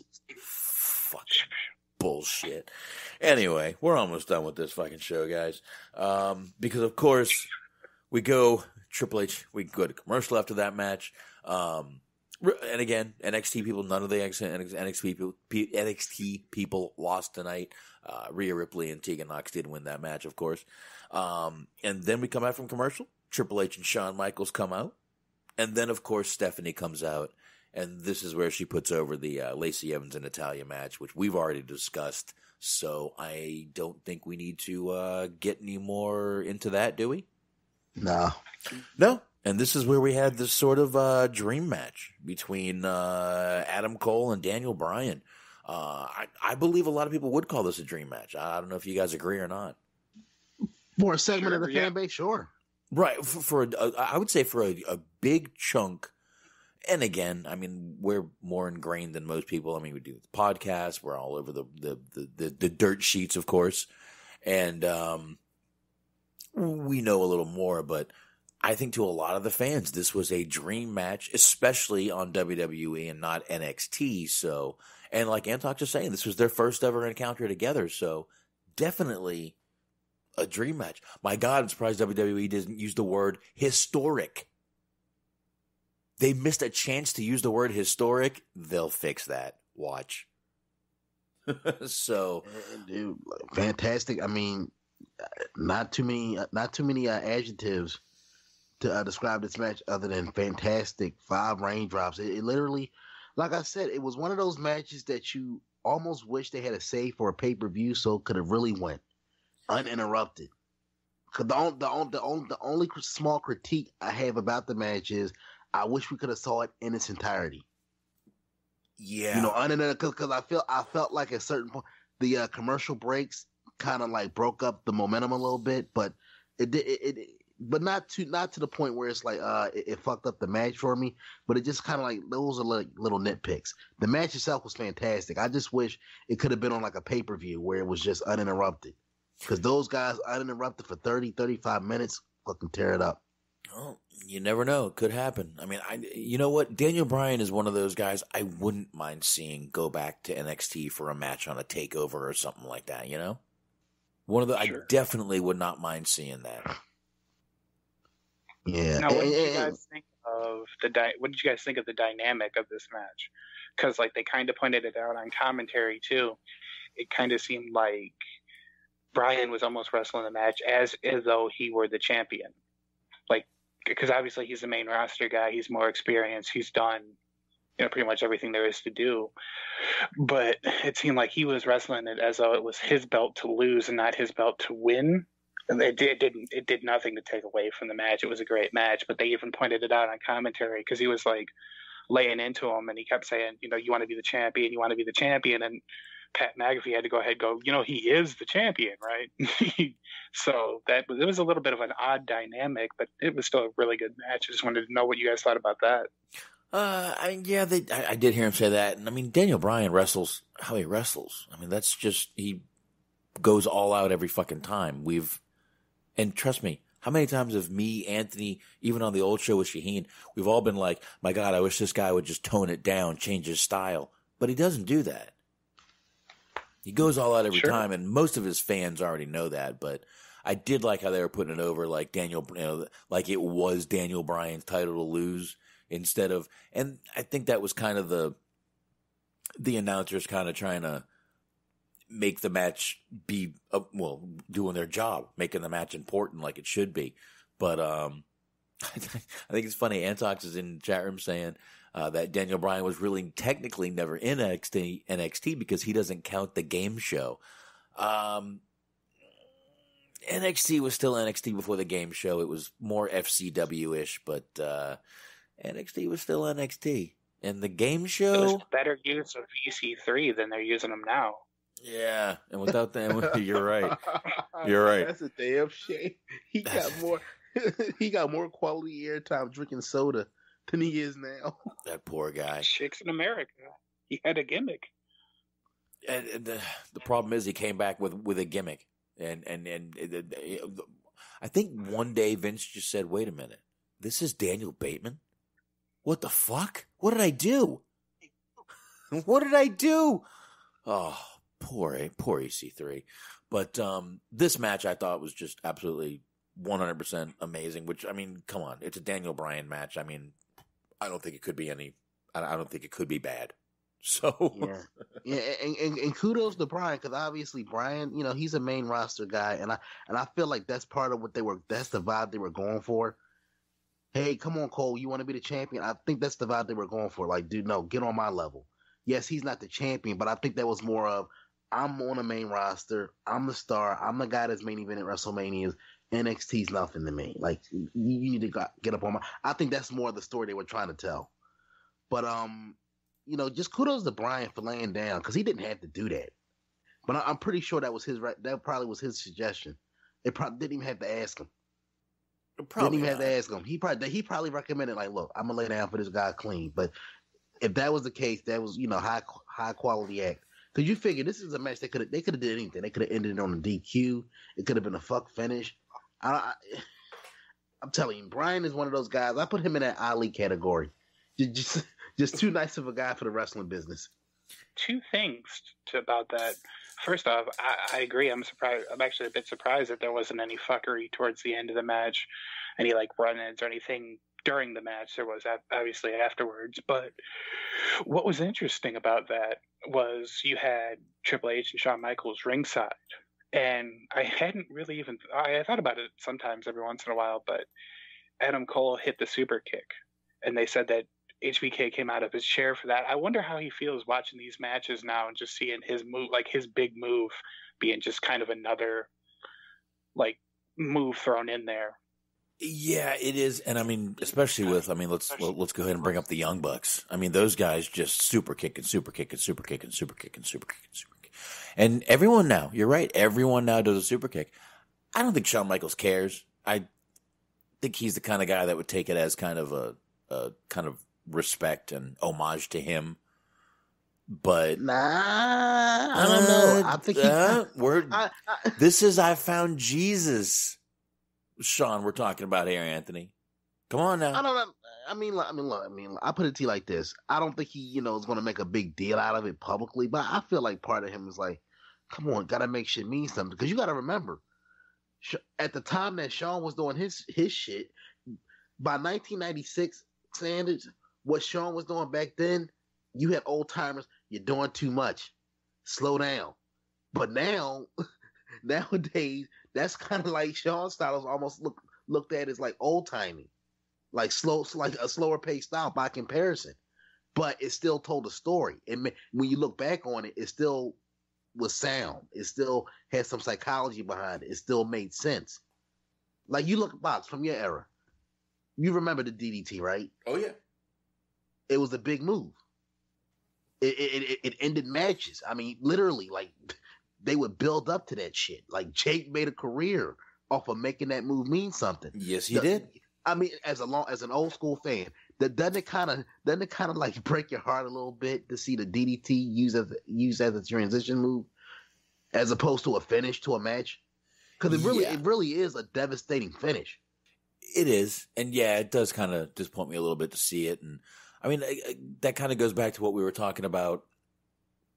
A couple of weeks ago, I think it was 2 weeks ago, when we were answering questions, and Michael Andolini asked if we, about the believability in wrestling. I think it was Michael Andolini. I hope it was.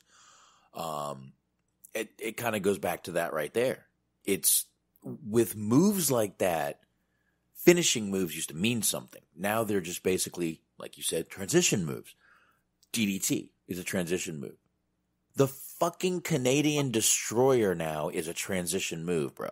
You got to think about that. It's a transition move now. So yeah, I mean, but you know, going back to the question you asked me, it does disappoint me like that move, like the DDT and the super kick. Yes, they are a little, you know, that kind of null and void as finishing moves now. But I don't know. I think Sean at this point in his life, I think if this were 10 years ago, or 15 years ago, Sean would have been pissed about it. But I think at this point in his life, he's retired. I don't think he gives a shit anymore. As long as he can hunt and kill things, he's fine. He's got animal. Yeah, I mean, he's got shit to shoot. He's got way more things to do than worry about who's doing a super kick in what fucking promotion. He just wants to shoot shit, and he's fine with that. I'm good with that. That's fine. Whatever he wants to do, you know. Whatever he wants to do. Shooting shit and running Bible study. That's it. Yeah, he's living a full life, living his best life, and doing the NXT training shit. You know. Yo, and look, I'm sorry, man. Like every time I see Sean anymore, it's funny and kind of sad to me.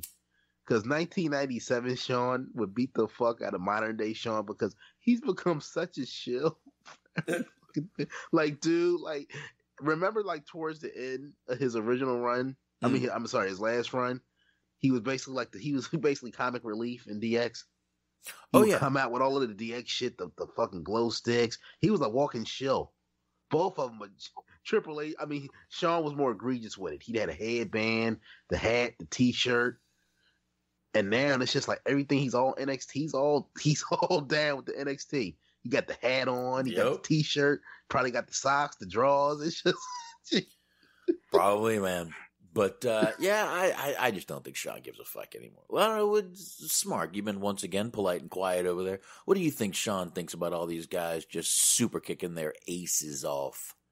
Yeah, I mean, it's kind of an interesting thing. Like I said, more than anything, I think the crux of the matter is checks cash either way. But also, to even kind of expand upon that, they kind of made it like the biggest move. Like it's a move that everybody does. So in a way, you could say that it makes it weak, but at the same time, you could also say that like it's kind of a legacy thing because now everybody does do it. Like there's always a period of time on the indies where there's a move that everybody does. Mm-hmm. Like round about 2004, everybody was doing the Shining Wizard, and then it became the Canadian Destroyer. Then it became the super kick. I think now we're getting to the point where, if you guys know that move that Pentagon Jr. does, the Sling Blade, where he like goes behind him and brings him down, tackles him in the air, that kind of thing. That's the new move. So it's like I feel like he kind of flattering to him. I would imagine that like everybody is doing this move because when I think for most of us, when we see somebody do the move or when we hear about we hear the word super kick, that's the first person we think about. Yeah. I can agree with that. Especially, even though his new move was the sweet chin music, but you're right. We all do I think of Shawn Michaels when I see it. I always will. Yeah. I always will. Almost like a Ric Flair chop. Yeah. I mean, look, hey, and people still woo when someone does a chop. I don't care. In almost any promotion, when they start doing chops, you hear woos. So it is kind of harder though for like when people do super kicks. It's harder for the whole crowd to cross their eyes. Yeah, or chant "I lost my smile." Come on, come on, guys. We're not going to send mixed signals tonight. Oh, that wasn't mixed at all. Mixed. Yeah. Don't forget to cross your eyes and dot your T's. I know it was backwards. I did that purposely, people. Anyway, all right. But yeah, that's SmackDown. I don't know. You guys got anything else on SmackDown? Because I thought that was a fucking great SmackDown. I really, like I said, I was actually excited to jump into the show. And to be honest with you, I've had a shitty, hard week. And I was kind of thinking of if I could figure out a way to skip the show tonight until I saw SmackDown. And literally 40 minutes into SmackDown, I'm like, oh my God, I can't wait to fucking get on the air. Only thing it was missing was Stone Cold at the end, when Triple H gave his little speech about family. All I had to do was replay the Raw reunion segment. Well, y'all's my family. Y'all my family, baby. Girl. I'm sorry. What? But big badass Stone Cold talking about family. Y'all's my family. Yeah, you man. at home watching the camera. You holding the camera. You're my family, bro. Age will fuck with you, man. I'm telling you, man. You wait, Anthony and Smark. Y'all wait. Till you get older, man. It'll fuck with you, man. Dude, I don't want a cute, cuddly Stone Cold though. That I mean, it was a good speech. It was a fantastic promo, but dang, it was kind of, I don't know, jarring. Like, ew. Everybody family, like, yo. Oh, wait till that age hits you, bro. Wait till that age hits you, and you're sitting there going, "Holy fuck, I'm my parents. Oh my god, what did I do? I tried everything in my life not to do this, and I'm still it. Oh my god." It was actually, if you paid attention, it was actually a cool little throwback because I don't know if you'll remember, Box. I'm sure Smark will. Remember the day after WrestleMania 14 where they brought X-Pac back? And Triple H cut the promo. You look to your blood, you look to your fan, you look to the Click.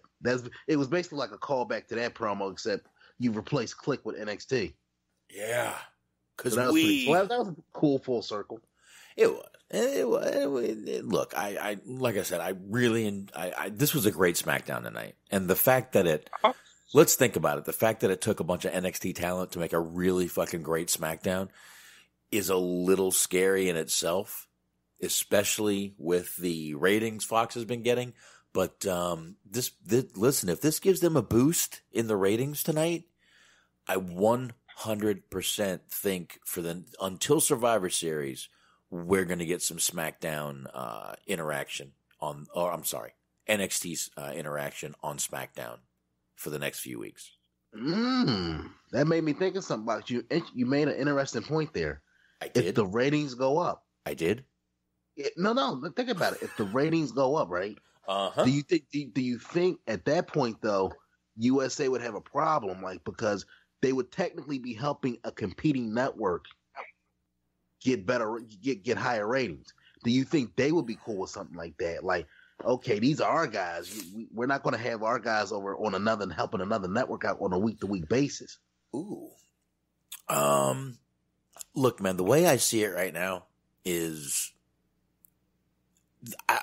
like I said, man, these contracts are weird the way they are. I don't know how they're working. I don't know how Fox people are showing up on USA.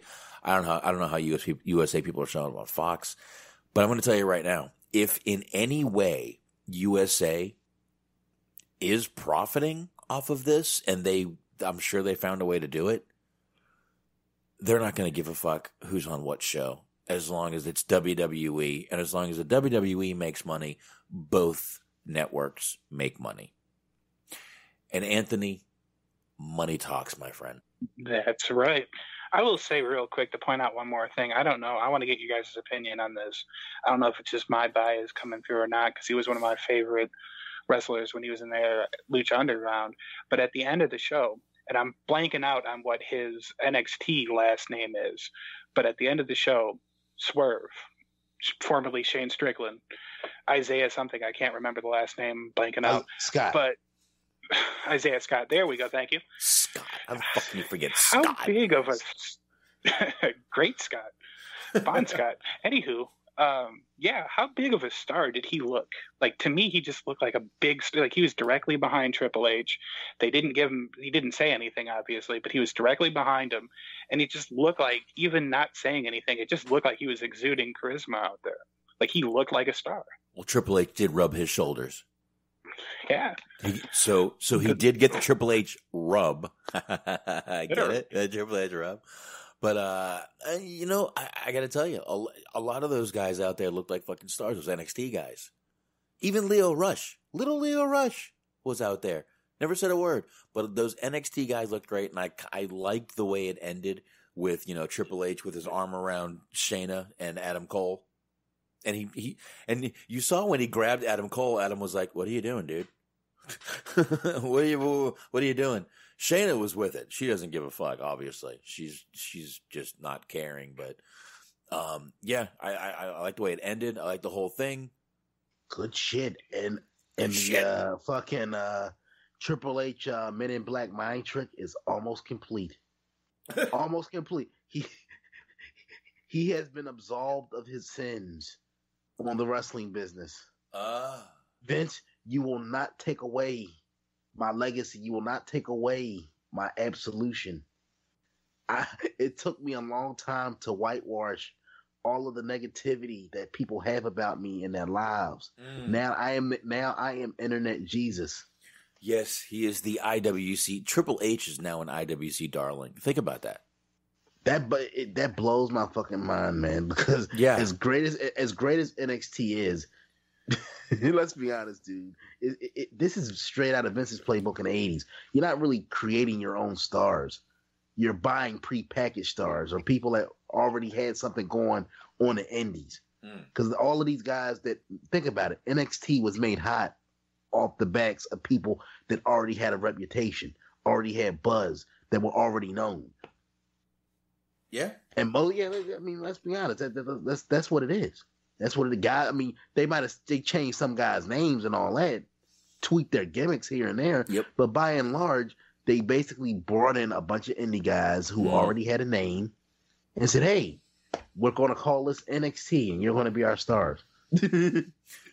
Yeah, you know, you can say what you want about Triple H, but I can't sit here and say that he's not a very intelligent businessman just because of what he's done, who he's, and obviously he's a good guy. I mean, he got a fucking, you know, Bruno Sammartino back for, you know, even just for, you know, the Hall of Fame. No one thought that would happen. He got Warrior back. No one thought that would happen. That's two things he's done that are in the positive column right there.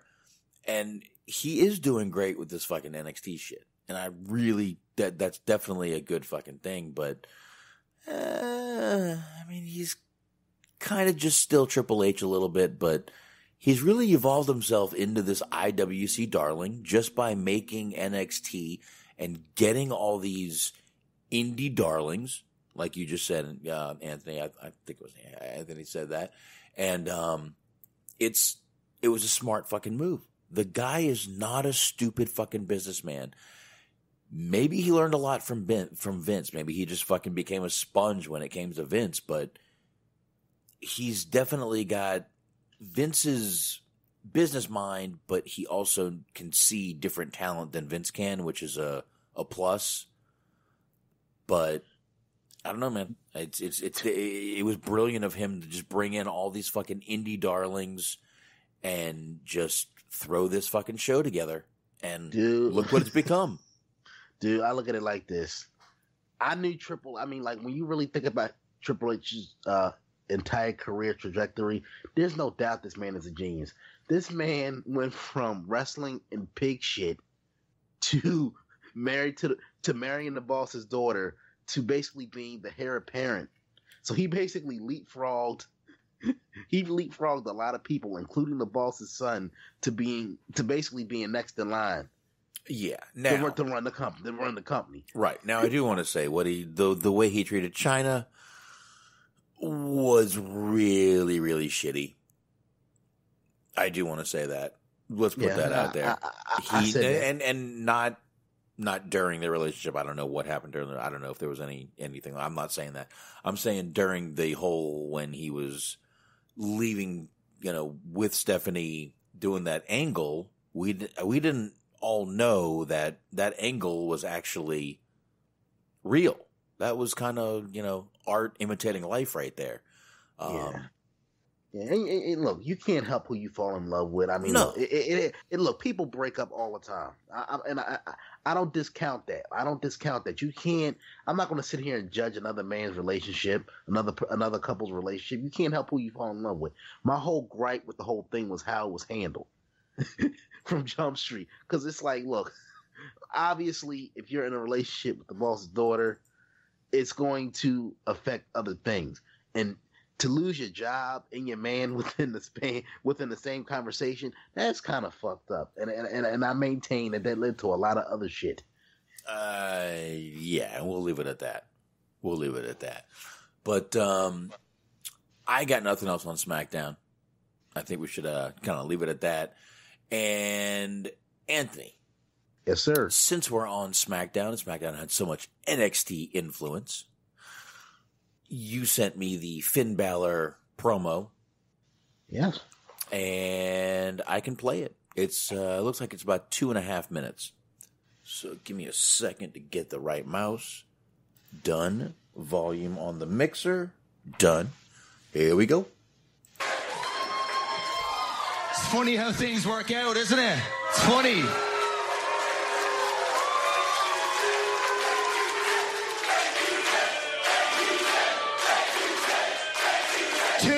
Ago, I'm laying down for what's supposed to be the hottest new thing in the business just because he put on a new mask. Well, I just took my mask off and now I'm the hottest thing in the business.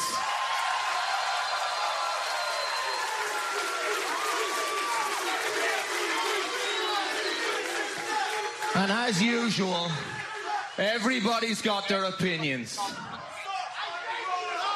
The fans got their opinions.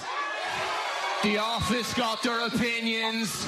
The boys in the back got their opinions. Bunch of Twitter tough guys out there on social media, huh? You see, the problem around here is there's too many fans in the locker room when they should be sitting out here with these people. Let's make one thing clear. I don't watch this business. This business watches me.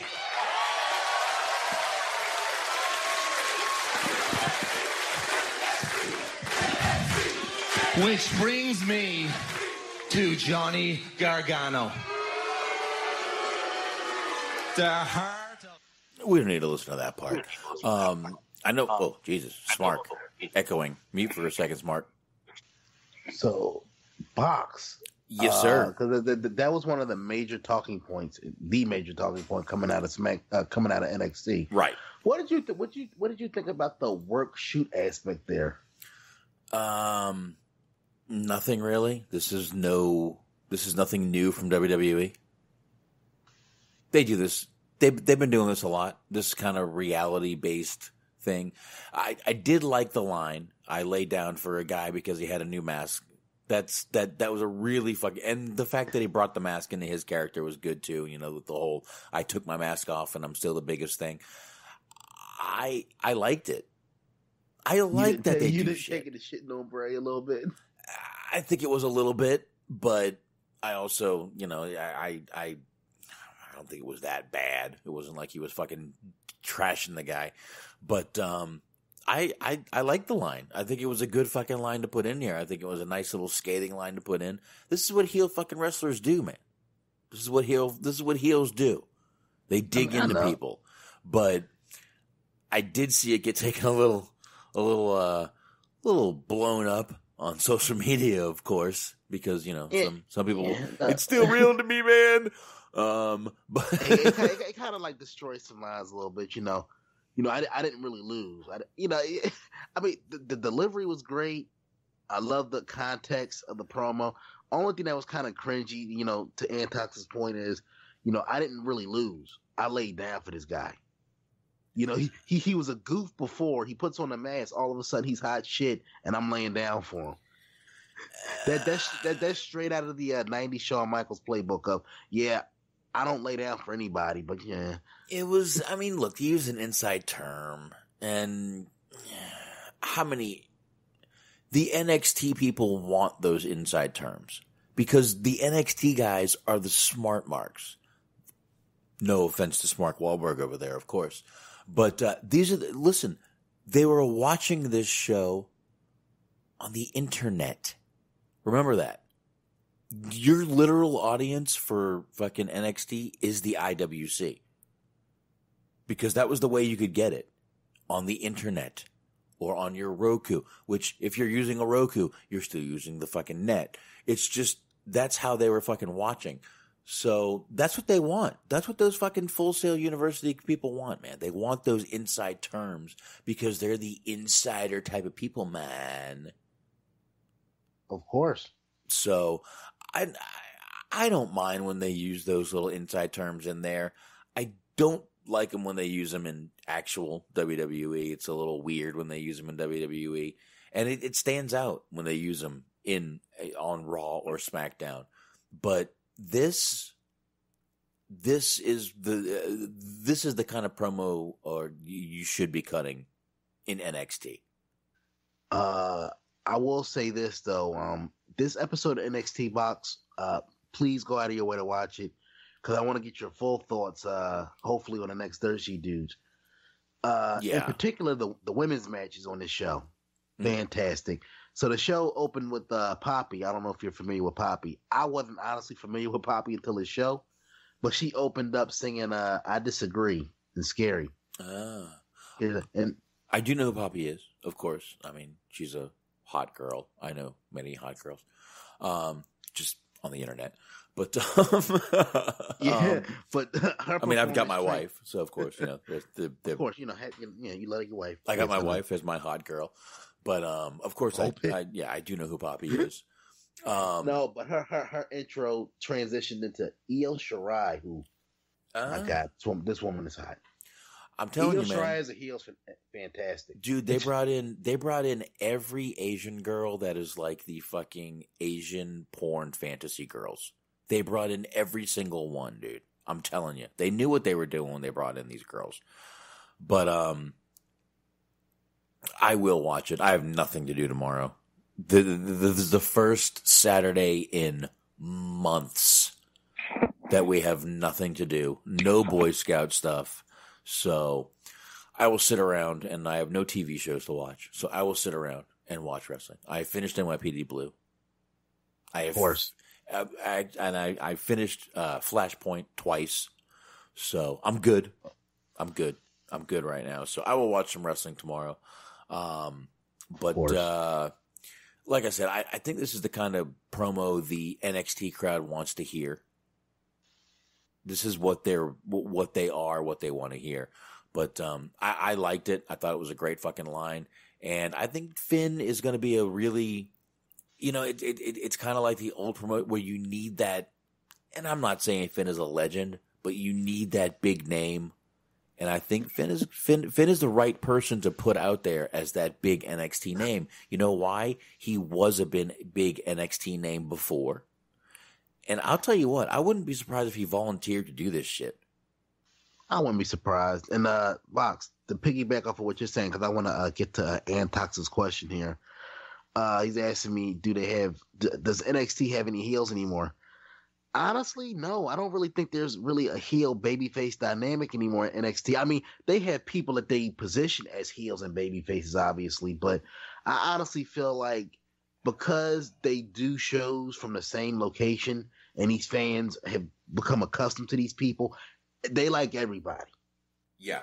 Like literally, they like everybody just right. Because it's almost like an ECW setup because of the familiarity. They see these people all the time. They've come up with these people. They're familiar with the storylines. They know the characters. So even if you're supposed to hate this person in storyline, it's like no, they like everybody. Like you said, they can be sheep sometimes. Fight with the fight forever shit, and you're awesome. He's awesome. Everybody's awesome. The match is awesome. Blah blah blah. Yeah, but. No, I don't think there are any more heels anymore because they like everybody. And it's not even that, but and I don't know if Smark will agree here. Smark is not echoing anymore. But I think the fact that the crowd has seen a lot of those characters be heel and babyface, they're just sort of immune to what they are. And they just like the person, the character, the guy. Tommaso Ciampa, he's awesome in the ring. That's all they care about. Johnny Gargano, great in the ring. They don't care if he's heel. They don't care if he's face. They just want to see Johnny Gargano. It's kind of what they've seen him be heel. They've seen him be the baby face, and they don't care anymore. They just want to see him. So I don't know if Smark agrees with that, but that's kind of my feeling on where that crowd is at this. Totally. I mean, like I was just gonna say, like look at how low their self-esteem is. He basically said that the problem nowadays is he hit him with Cornette. He basically did the wrestlers cosplay or fans cosplaying as wrestlers because he was like, I think the problem now is that there's too many fans in the locker room. They're in the locker room. They're not out here with you guys, and they fucking cheer. They're like, you're right. We were fucking nerds. We suck. I swear to God, if you play that clip back, they cheered that line. They weren't like, hey, fuck you. You're talking bad about us. You're like, yeah, we are dorks. No, you're right. You're right. Dude, I'm telling you, that crowd is just, like I said, I mean, a lot of people say, well, the crowd is so much better on NXT. Yeah, because it's the same crowd they've had for fucking what? How long has this NXT been at Full Sail now? What are we going on? 5 years? I may be wrong. I guarantee Antox will know, of course. But I don't know. I definitely think that this was definitely the kind of promo that this NXT crowd is definitely into. But I don't know. Let's. What do you guys got more on the NXT promo there? Because that's really the only thing that I know from NXT. I haven't watched it, but like I said, I will. 2012. Go out of your way. Go out of your way because the women killed it on this show. Wow. And NXT been around for 7 years. Thank you, Antox, since 2012. Shit. And the story, I mean, honestly, the best, one of my new favorite words is going to be continuity. Mm-hmm. And like, no even Steven booking. So basically, Io Shirai and Candice LeRae been having a feud going. And they had, on commentary, they pointed out that Io Shirai just went up 2-0 on Candice LeRae. But she went down swinging. She went down fighting. But it accomplished something because nobody gets over when you trade wins. There has to be a clearly established winner and loser coming out of the feud. And if you book it properly, both people walk away from it better than they did going into it. You know what they should do, Anthony? What's that? They should have win and loss records when they come out under their. Oh, wait. Hold on. I'm sorry. That's already being done, isn't it? Yeah. Oh, sorry. Sorry. I forgot about that. Anyway. Yeah. But while I'm praising the women, you're going to love the Kabuki Warriors on this show. We get missed. Oh, dude, dude, I'm definitely watching. I thought that stop right there. Don't give me any more. Missed, I'm watching. Done. Now, I do want to get you guys' opinion on something. Go for it. So, basically, they're going to do War Games. War Games is a thing. It's back. But they gave the impression that we're going to get 2 War Games matches. One featuring the women that was announced, and one that was implied for the men. Do you think that's overkill, or do you think NXT they'll find the right mix to make both matches different enough? Because they made it a point to hammer home on commentary. The women, NXT, our women's division started this whole women's revolution, whatever you want to call it. And now we're making history again. The first ever all women's War Games match. Do you think that's going to be overkill, or do you think that like I said earlier, they'll find the right balance to make each match different? Because War Games is one of those matches where it's kind of hard. You know, we've seen it with Hell in a Cell. It's hard to make each match different inside of the same match concept. As TNA and with the Lockdown pay-per-views back in the day. Yeah, go ahead, Smark. Once again, quiet and polite over there. Sure. I mean, I know it's a little bit different because it's a gimmick match, but I mean, that's kind of the obstacle that they have to face every show is how do you make one match different from the other? I feel like it can be done. I feel like as long as they give us a reason to care about the feuds for both matches, then it's entirely possible that they could be successful. Yeah, and the women's division over in NXT is actually a lot better than Raw and SmackDown together. So I think it'll be definitely a good. I don't know who's in it yet, of course. Does anyone know who's in it yet? If you want a spoiler alert, it's going to be Baszler and her crew. I'm sorry, I don't know all their names, but Marina Shafir, Jessamine Duke, Shayna Baszler, Marina Shafir, and Jessamine Duke. Sorry. Thank you, sir. Yep. And I want to say their opponents are going to be Rhea Ripley, Candice LeRae, and you see, like Tegan Knox. All right, that'll be a good fucking match. I mean, well, we saw Tegan Knox and Candice and Rhea Ripley tonight. So, but that'll definitely be a fucking good match, dude. And I think they will be able to make it much different and brutal, and that'll be good shit, man. The women in NXT they just seem to be better. I don't know why. And I mean, if you compare it to AEW, the women in NXT are fucking light years ahead of the AEW women right now. So I think they'll definitely be able to put on a fucking great match and a different match than the fucking guys. So we'll obviously we'll see soon. So I don't know. Let's get to David Starr. What do you think, guys? Boy, oh boy, here we are. Yeah, this is Boxman's territory because he's been chopping at the bit to get into this one. Try not to be too hard on your tribe tonight, sir. I'll try. This guy is not part of my tribe, dude. Anyway, this David Starr, obviously indie wrestler, Jewish indie wrestler, kind of prides himself on the Jewish faith, being an indie wrestler. To me, he's just an annoying SJW. Put out one tweet on a few days ago. I believe it was 10/28. He put out October 28th. Cancel your WWE Network subscription and go subscribe to your favorite independent promotion, VOD, video on demand, obviously.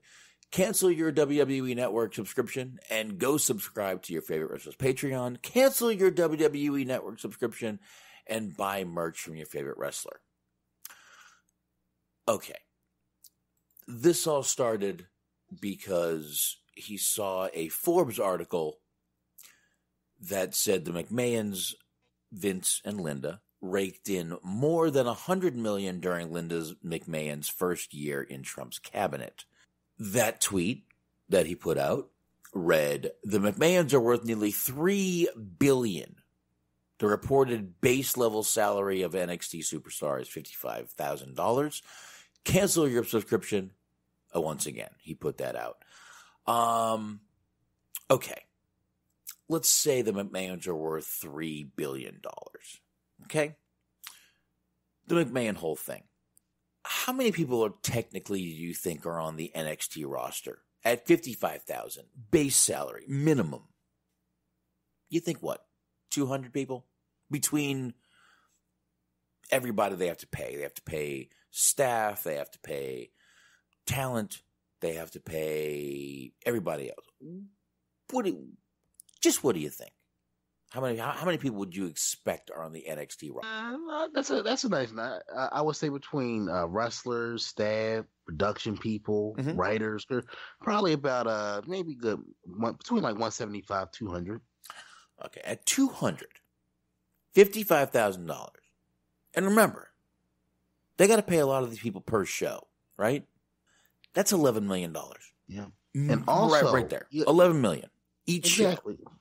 Go ahead, Anthony.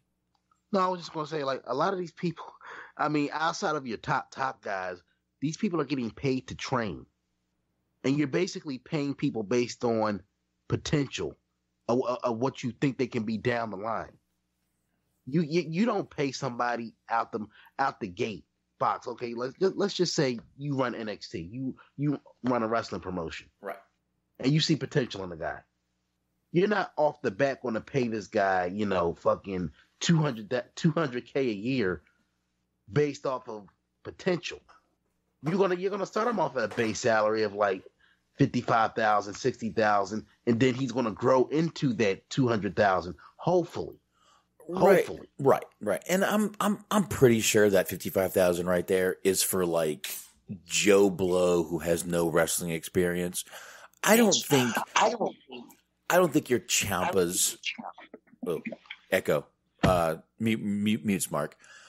I don't think your Ciampas are getting $55,000 a year. I don't think your Johnny Garganos are getting $50,000. I don't think Kevin Owens came in making $55,000 a year. You know what I mean? I think this is for your basic guys who know zip about wrestling.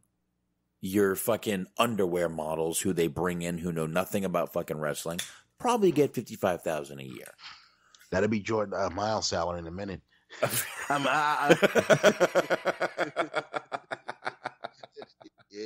He's gonna be the next Leo Rush, bitching about.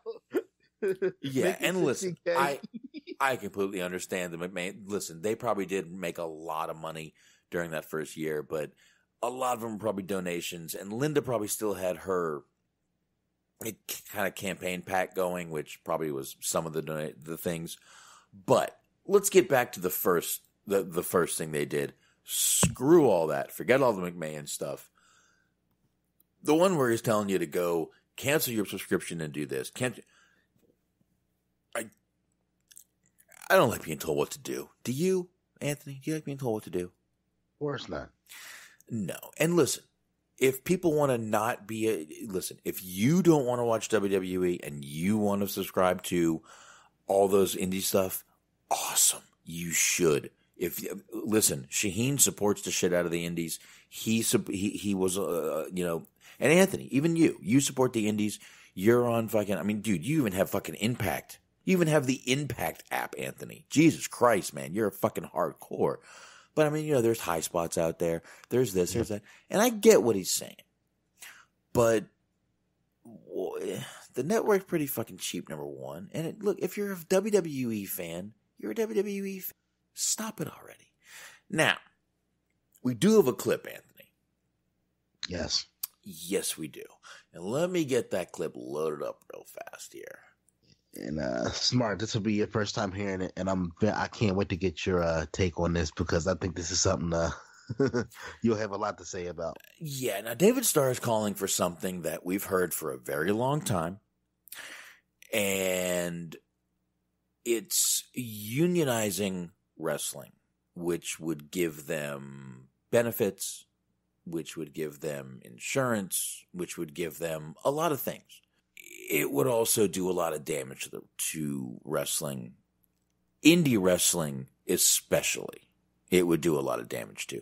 Let's go ahead and play some of this clip. I got it from the beginning here. I don't know how much of this clip I can stand, but we'll go ahead and play it. Here we go. We often talk about blue-collar union workers on this show, but we don't often talk about labor movements in higher-paying professions like athletes, actors, and musicians. One class of increasingly well-known entertainers who are at the highest level are classified as independent contractors and are unable to collectively bargain for better benefits and pay.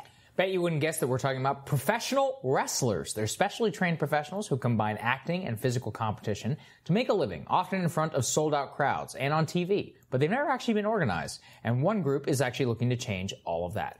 Joining us now is independent professional wrestler David Starr. He's the co-founder of We the Independent, a labor empowerment group helping organize professional wrestlers around the world. David, thank you so much for joining us. Thank you guys for having me. Great to have you. I'm really excited to be here. David, what inspired you to start doing this work? What inspired you to start organizing? Well, I've always been politically involved or interested, I suppose, and just seemed to be all of us in the back. Every time wrestlers all get together, we've always kind of talked about these issues, but no one's ever come out publicly and said it because it's kind of dangerous. Yeah. As far as if you're on an independent level and you're looking to go to the corporate wrestling level to make, the top tier money, you can. Mm-hmm. You can't talk. You can't use the U word. Oh, really? That's like, oh no, that's like taboo. So there's been a couple movements to organize and unionize us. It was always behind the curtain. It was always kind of private. And we just decided, no, the only way this is going to really work is if we come out and say it. Because right now we're obviously in a political climate. We're in an economic climate where workers in general they're feeling the squeeze. So we just knew that we could use public discourse. We could use the support of our fans and other workers to actually really start a conversation and really get organization happening. And what has been the response been, both from the public, but also have you faced professional repercussions? Yeah, I'm pretty much blackballed from two major corporate wrestling companies at this point, which would be WWE and Ring of Honor. Ring of Honor is owned by Sinclair Broadcasting. Okay. They don't really like me too much because I decided to say some, just call them what they are, which is an extremist propaganda machine. And WWE doesn't like me because I've been very honest about the things that WWE does to their workers. They exploit their labor and they give literally like zero benefits to their wrestlers that they classify as independent contractors to try and take advantage of a system or some sort of loopholes and things. So yeah, I've definitely felt those repercussions. Most wrestlers that I speak to on an independent level, and even privately, the people that are signed currently at the corporate level, they're pretty receptive to the idea, but they're not really able to speak out and say anything.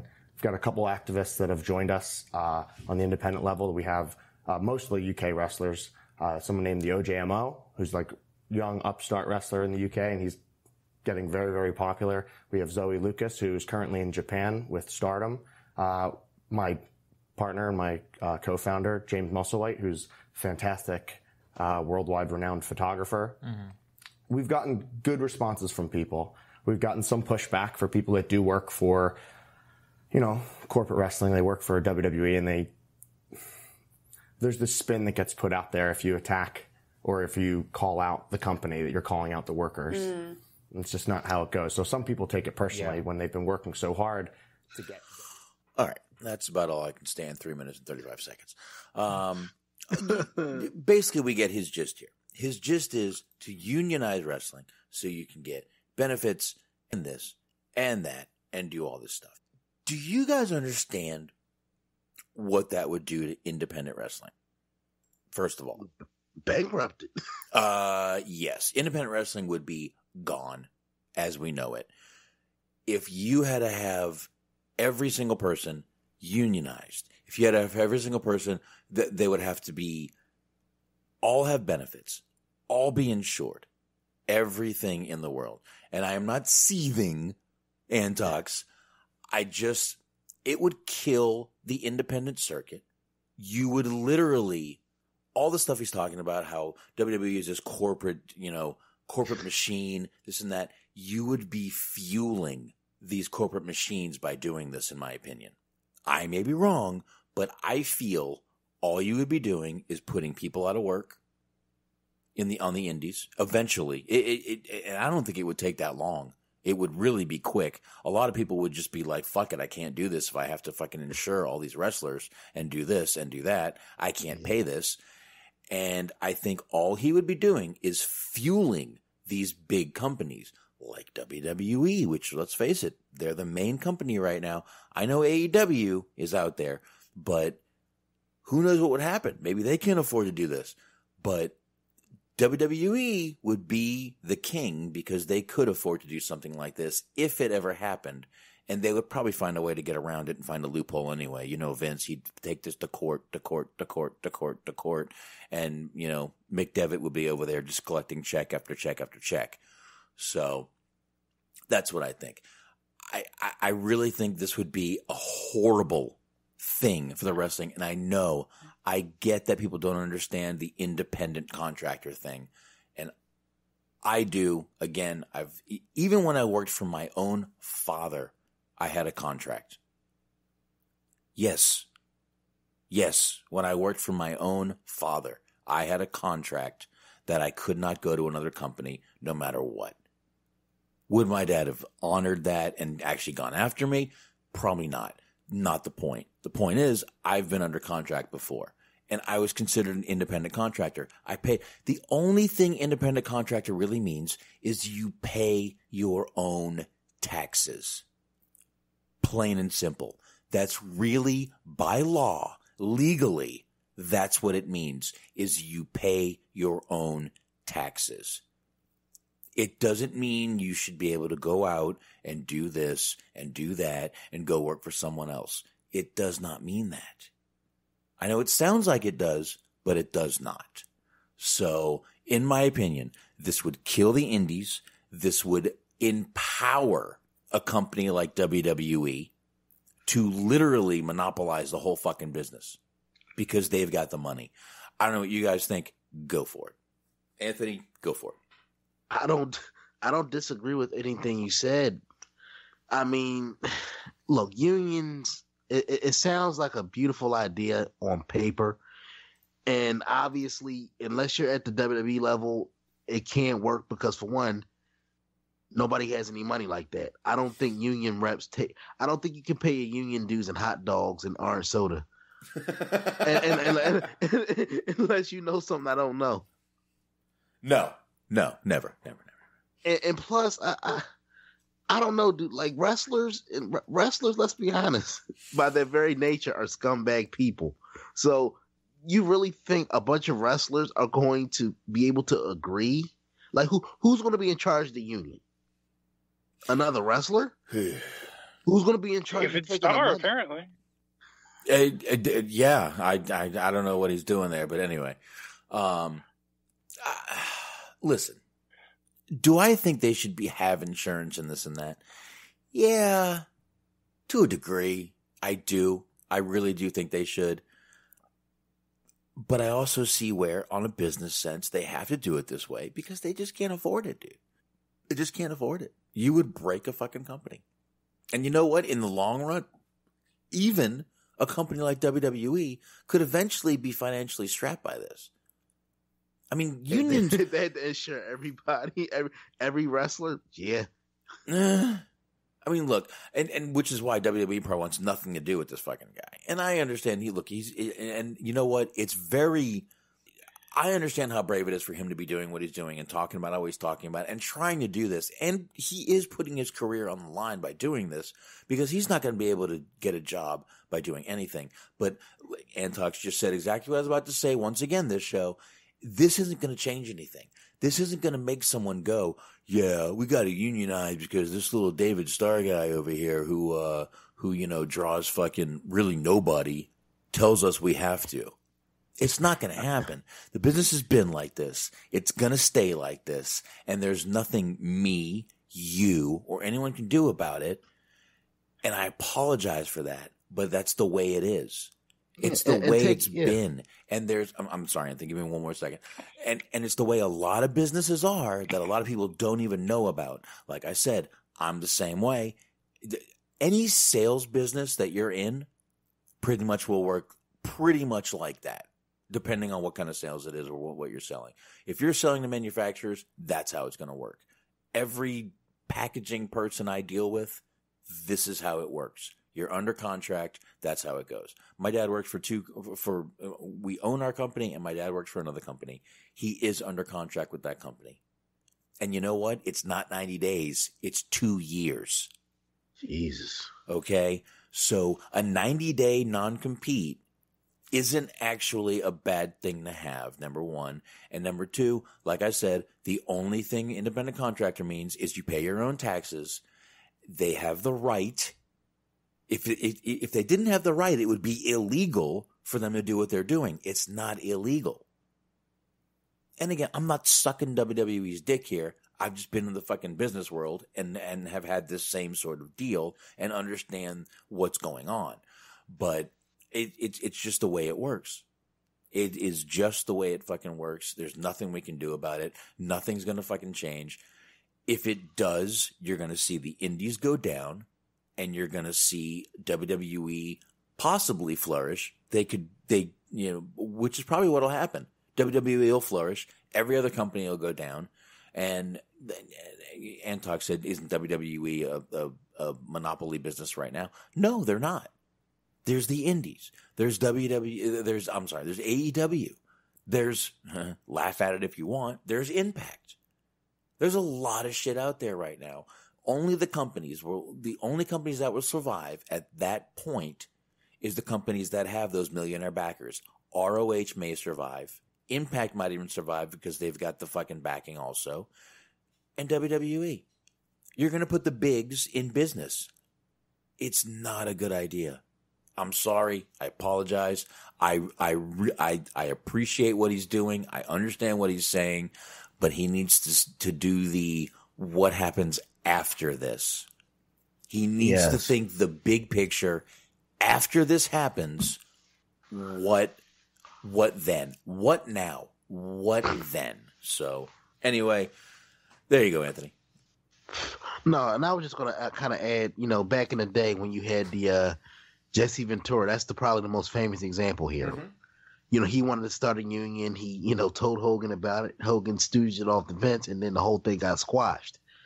Wrestling is a very individualized type of business, all about me, myself, and I. Hogan wanted to put the kibosh on it because you got to think about it. If you're Hulk Hogan, or if you're a top guy, and just pick any top guy throughout history in wrestling, mm-hmm. you get a very large chunk of the pie. If there's a union, that's going to dip into your action. Mm-hmm. That's going to dip into your wallet. Because where the fuck do people think this money is coming from? Yeah. And that pie has to get sliced thinner and thinner and thinner. So if you're a top guy, of course you don't want a union because that's going to, like I said, it's going to cut into your action. You rather keep most of the pie for yourself and have everybody else just fend for themselves. Yep. That's just the way it is. That's why you'll never get a top guy to sign off on a union. Exactly. And we just asking one quick question, and then I'll get right to Smark. Is SAG a union? The Screen Actors Guild. Yes, it is. Which is why they're not part of SAG. I'll bet John Cena is part of SAG, but that only has to do with movies. WWE is not technically movies. You got to remember that. That's probably. I wouldn't doubt it. That's another reason they call themselves sports entertainment instead of saying they are.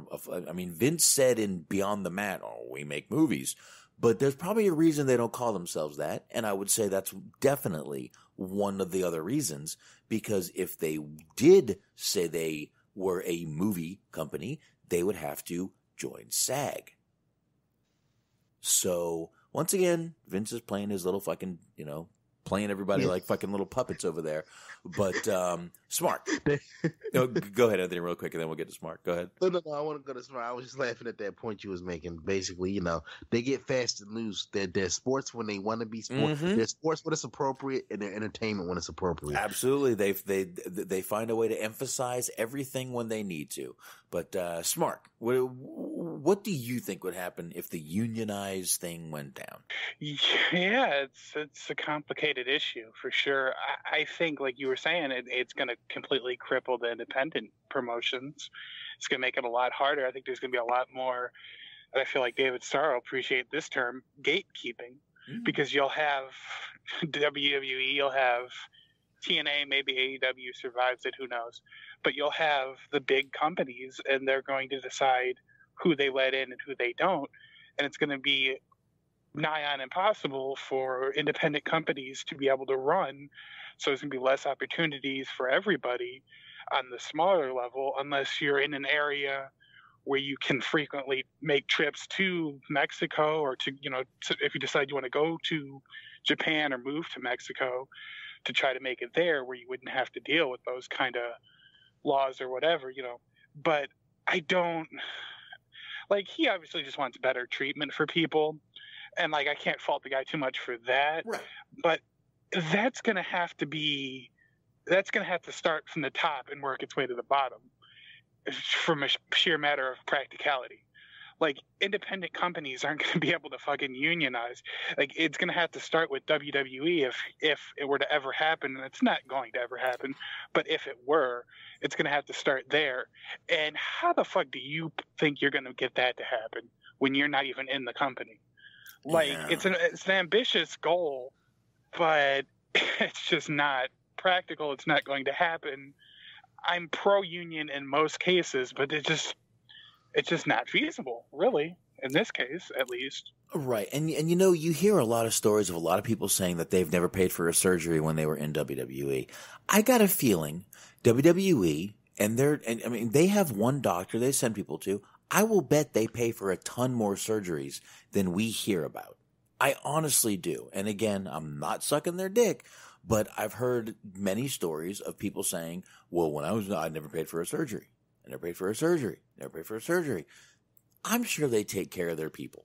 If they get hurt in the ring, I'm sure that's one thing they fucking have in their contract. I get hurt in the ring, you pay for it.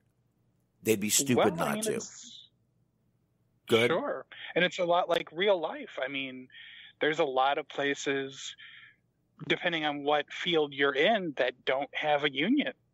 And the only way to really counteract that is to be able to just kind of start from the bottom or start from the middle, however it is. You know, if you have maybe a college degree, you can kind of get better footing in your career earlier on, but you have to start from some form of whatever the ground level looks like in your field if you don't have a union.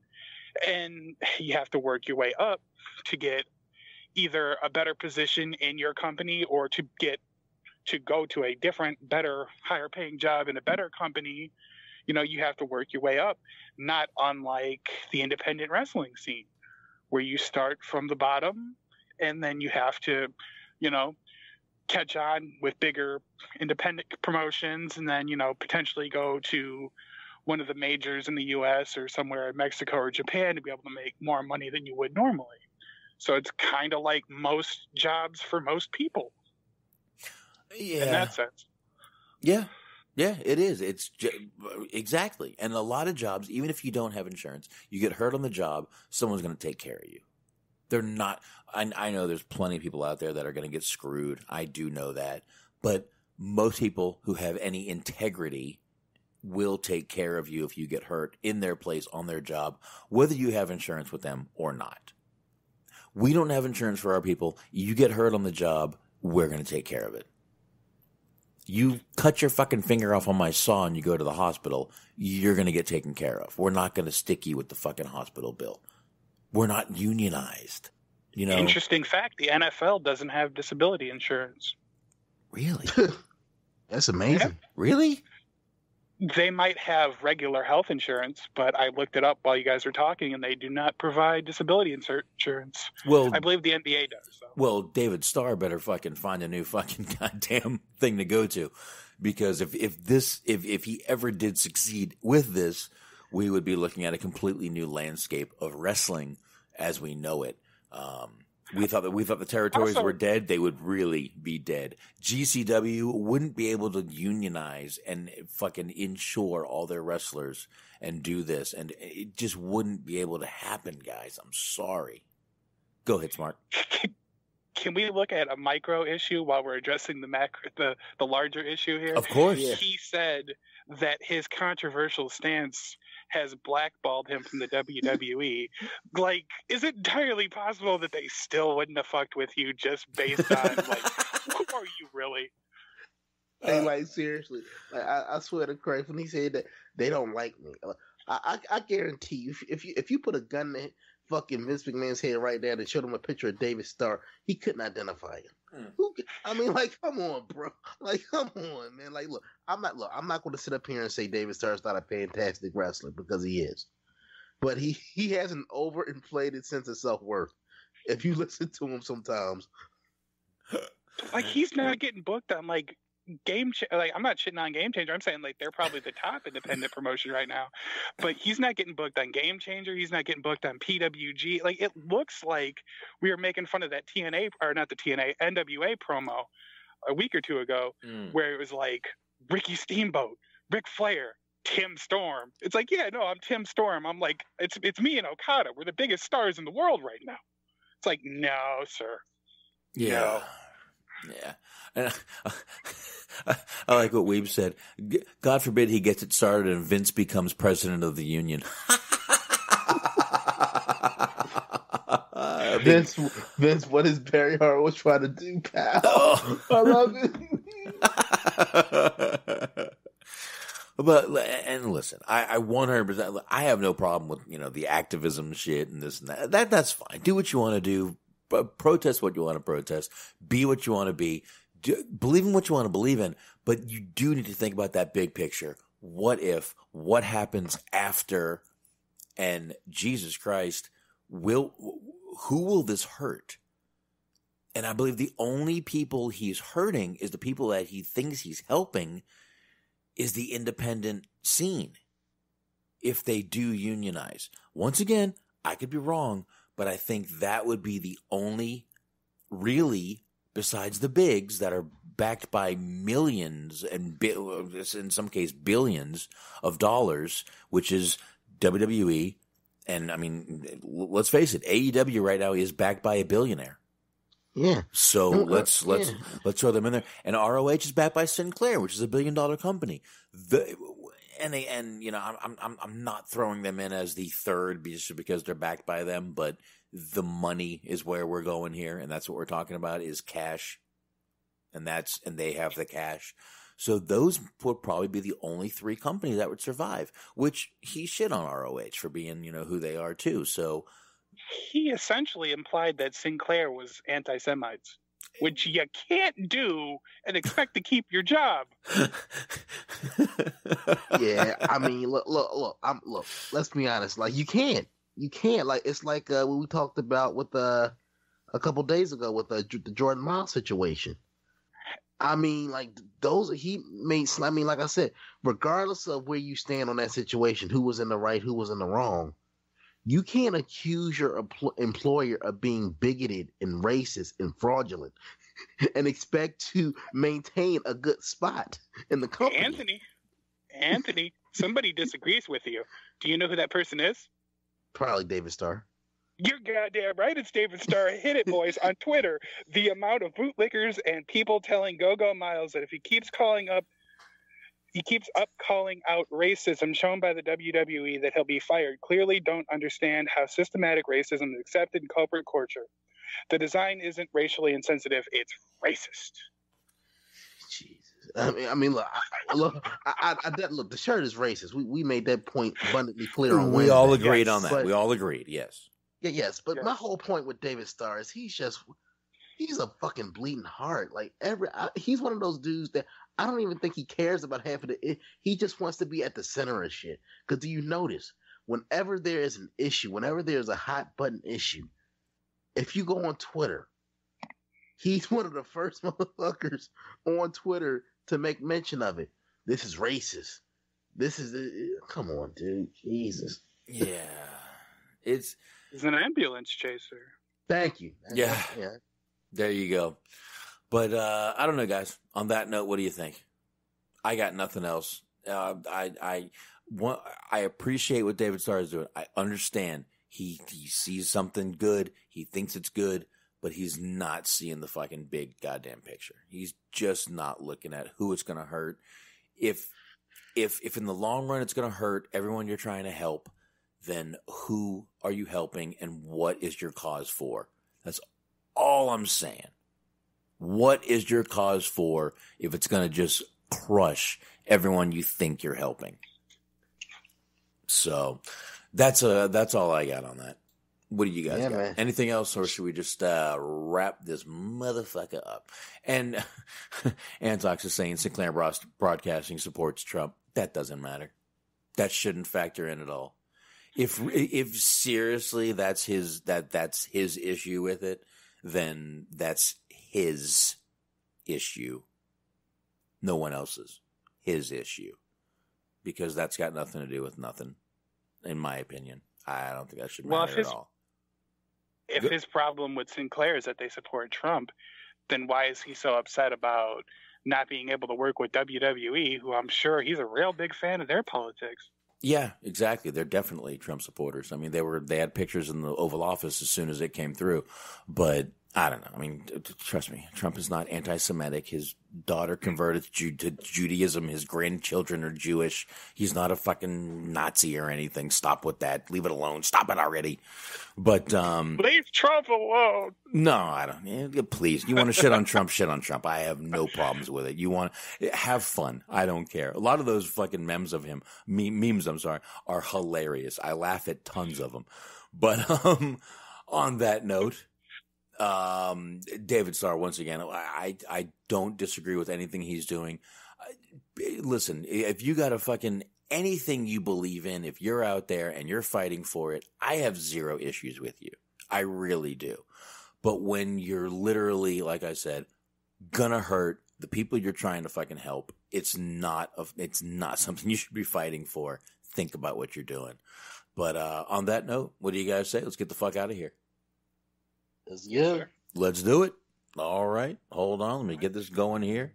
Here we go. And there we go. So we will be back. Me and Anthony Actually, tomorrow night, we will be back. Goddamn, we got another show tomorrow night, Anthony? Yeah. Listening to the show after hearing that enthusiasm. All right, but anyway, I believe... No, we do. I'm excited about it. It's just, man, hardest working podcast in the business. There you go, man. But yeah, me and Anthony will be back tomorrow night. We're going to be doing, I believe we're going to just go ahead and do a John Witherspoon tribute instead of doing just Boomerang. That way we can talk about a bunch of movies and go through his whole career at the time. And, of course, don't forget to check out a Wrestling Overdose over there, Wrestling OD.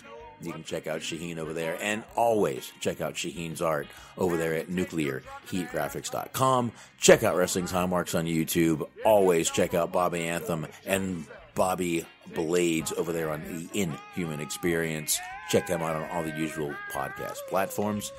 Eric, Doug's brother Daniel, the Double Hummers, you got it, that's right, Unscripted Wrestling, and they're on the Philly Sports Passion feed over there. Check out Wrestling Umbrella, check out the Mark Report, 6:30 a.m. Tuesdays, 6:30 a.m. on YouTube, and once again, don't forget to check out me and Anthony tomorrow night right here on Mixler.com/DirtSheetDudes. We will be here talking John Witherspoon and the funny man he was and some of the great parts he's had. So don't forget to check that out. Smark, we'll be very clip happy. There you go. I will get a bunch of clips tomorrow. I was gonna do that since I got nothing to fucking do tomorrow. And Smark, appreciate you joining us. Anthony, appreciate it.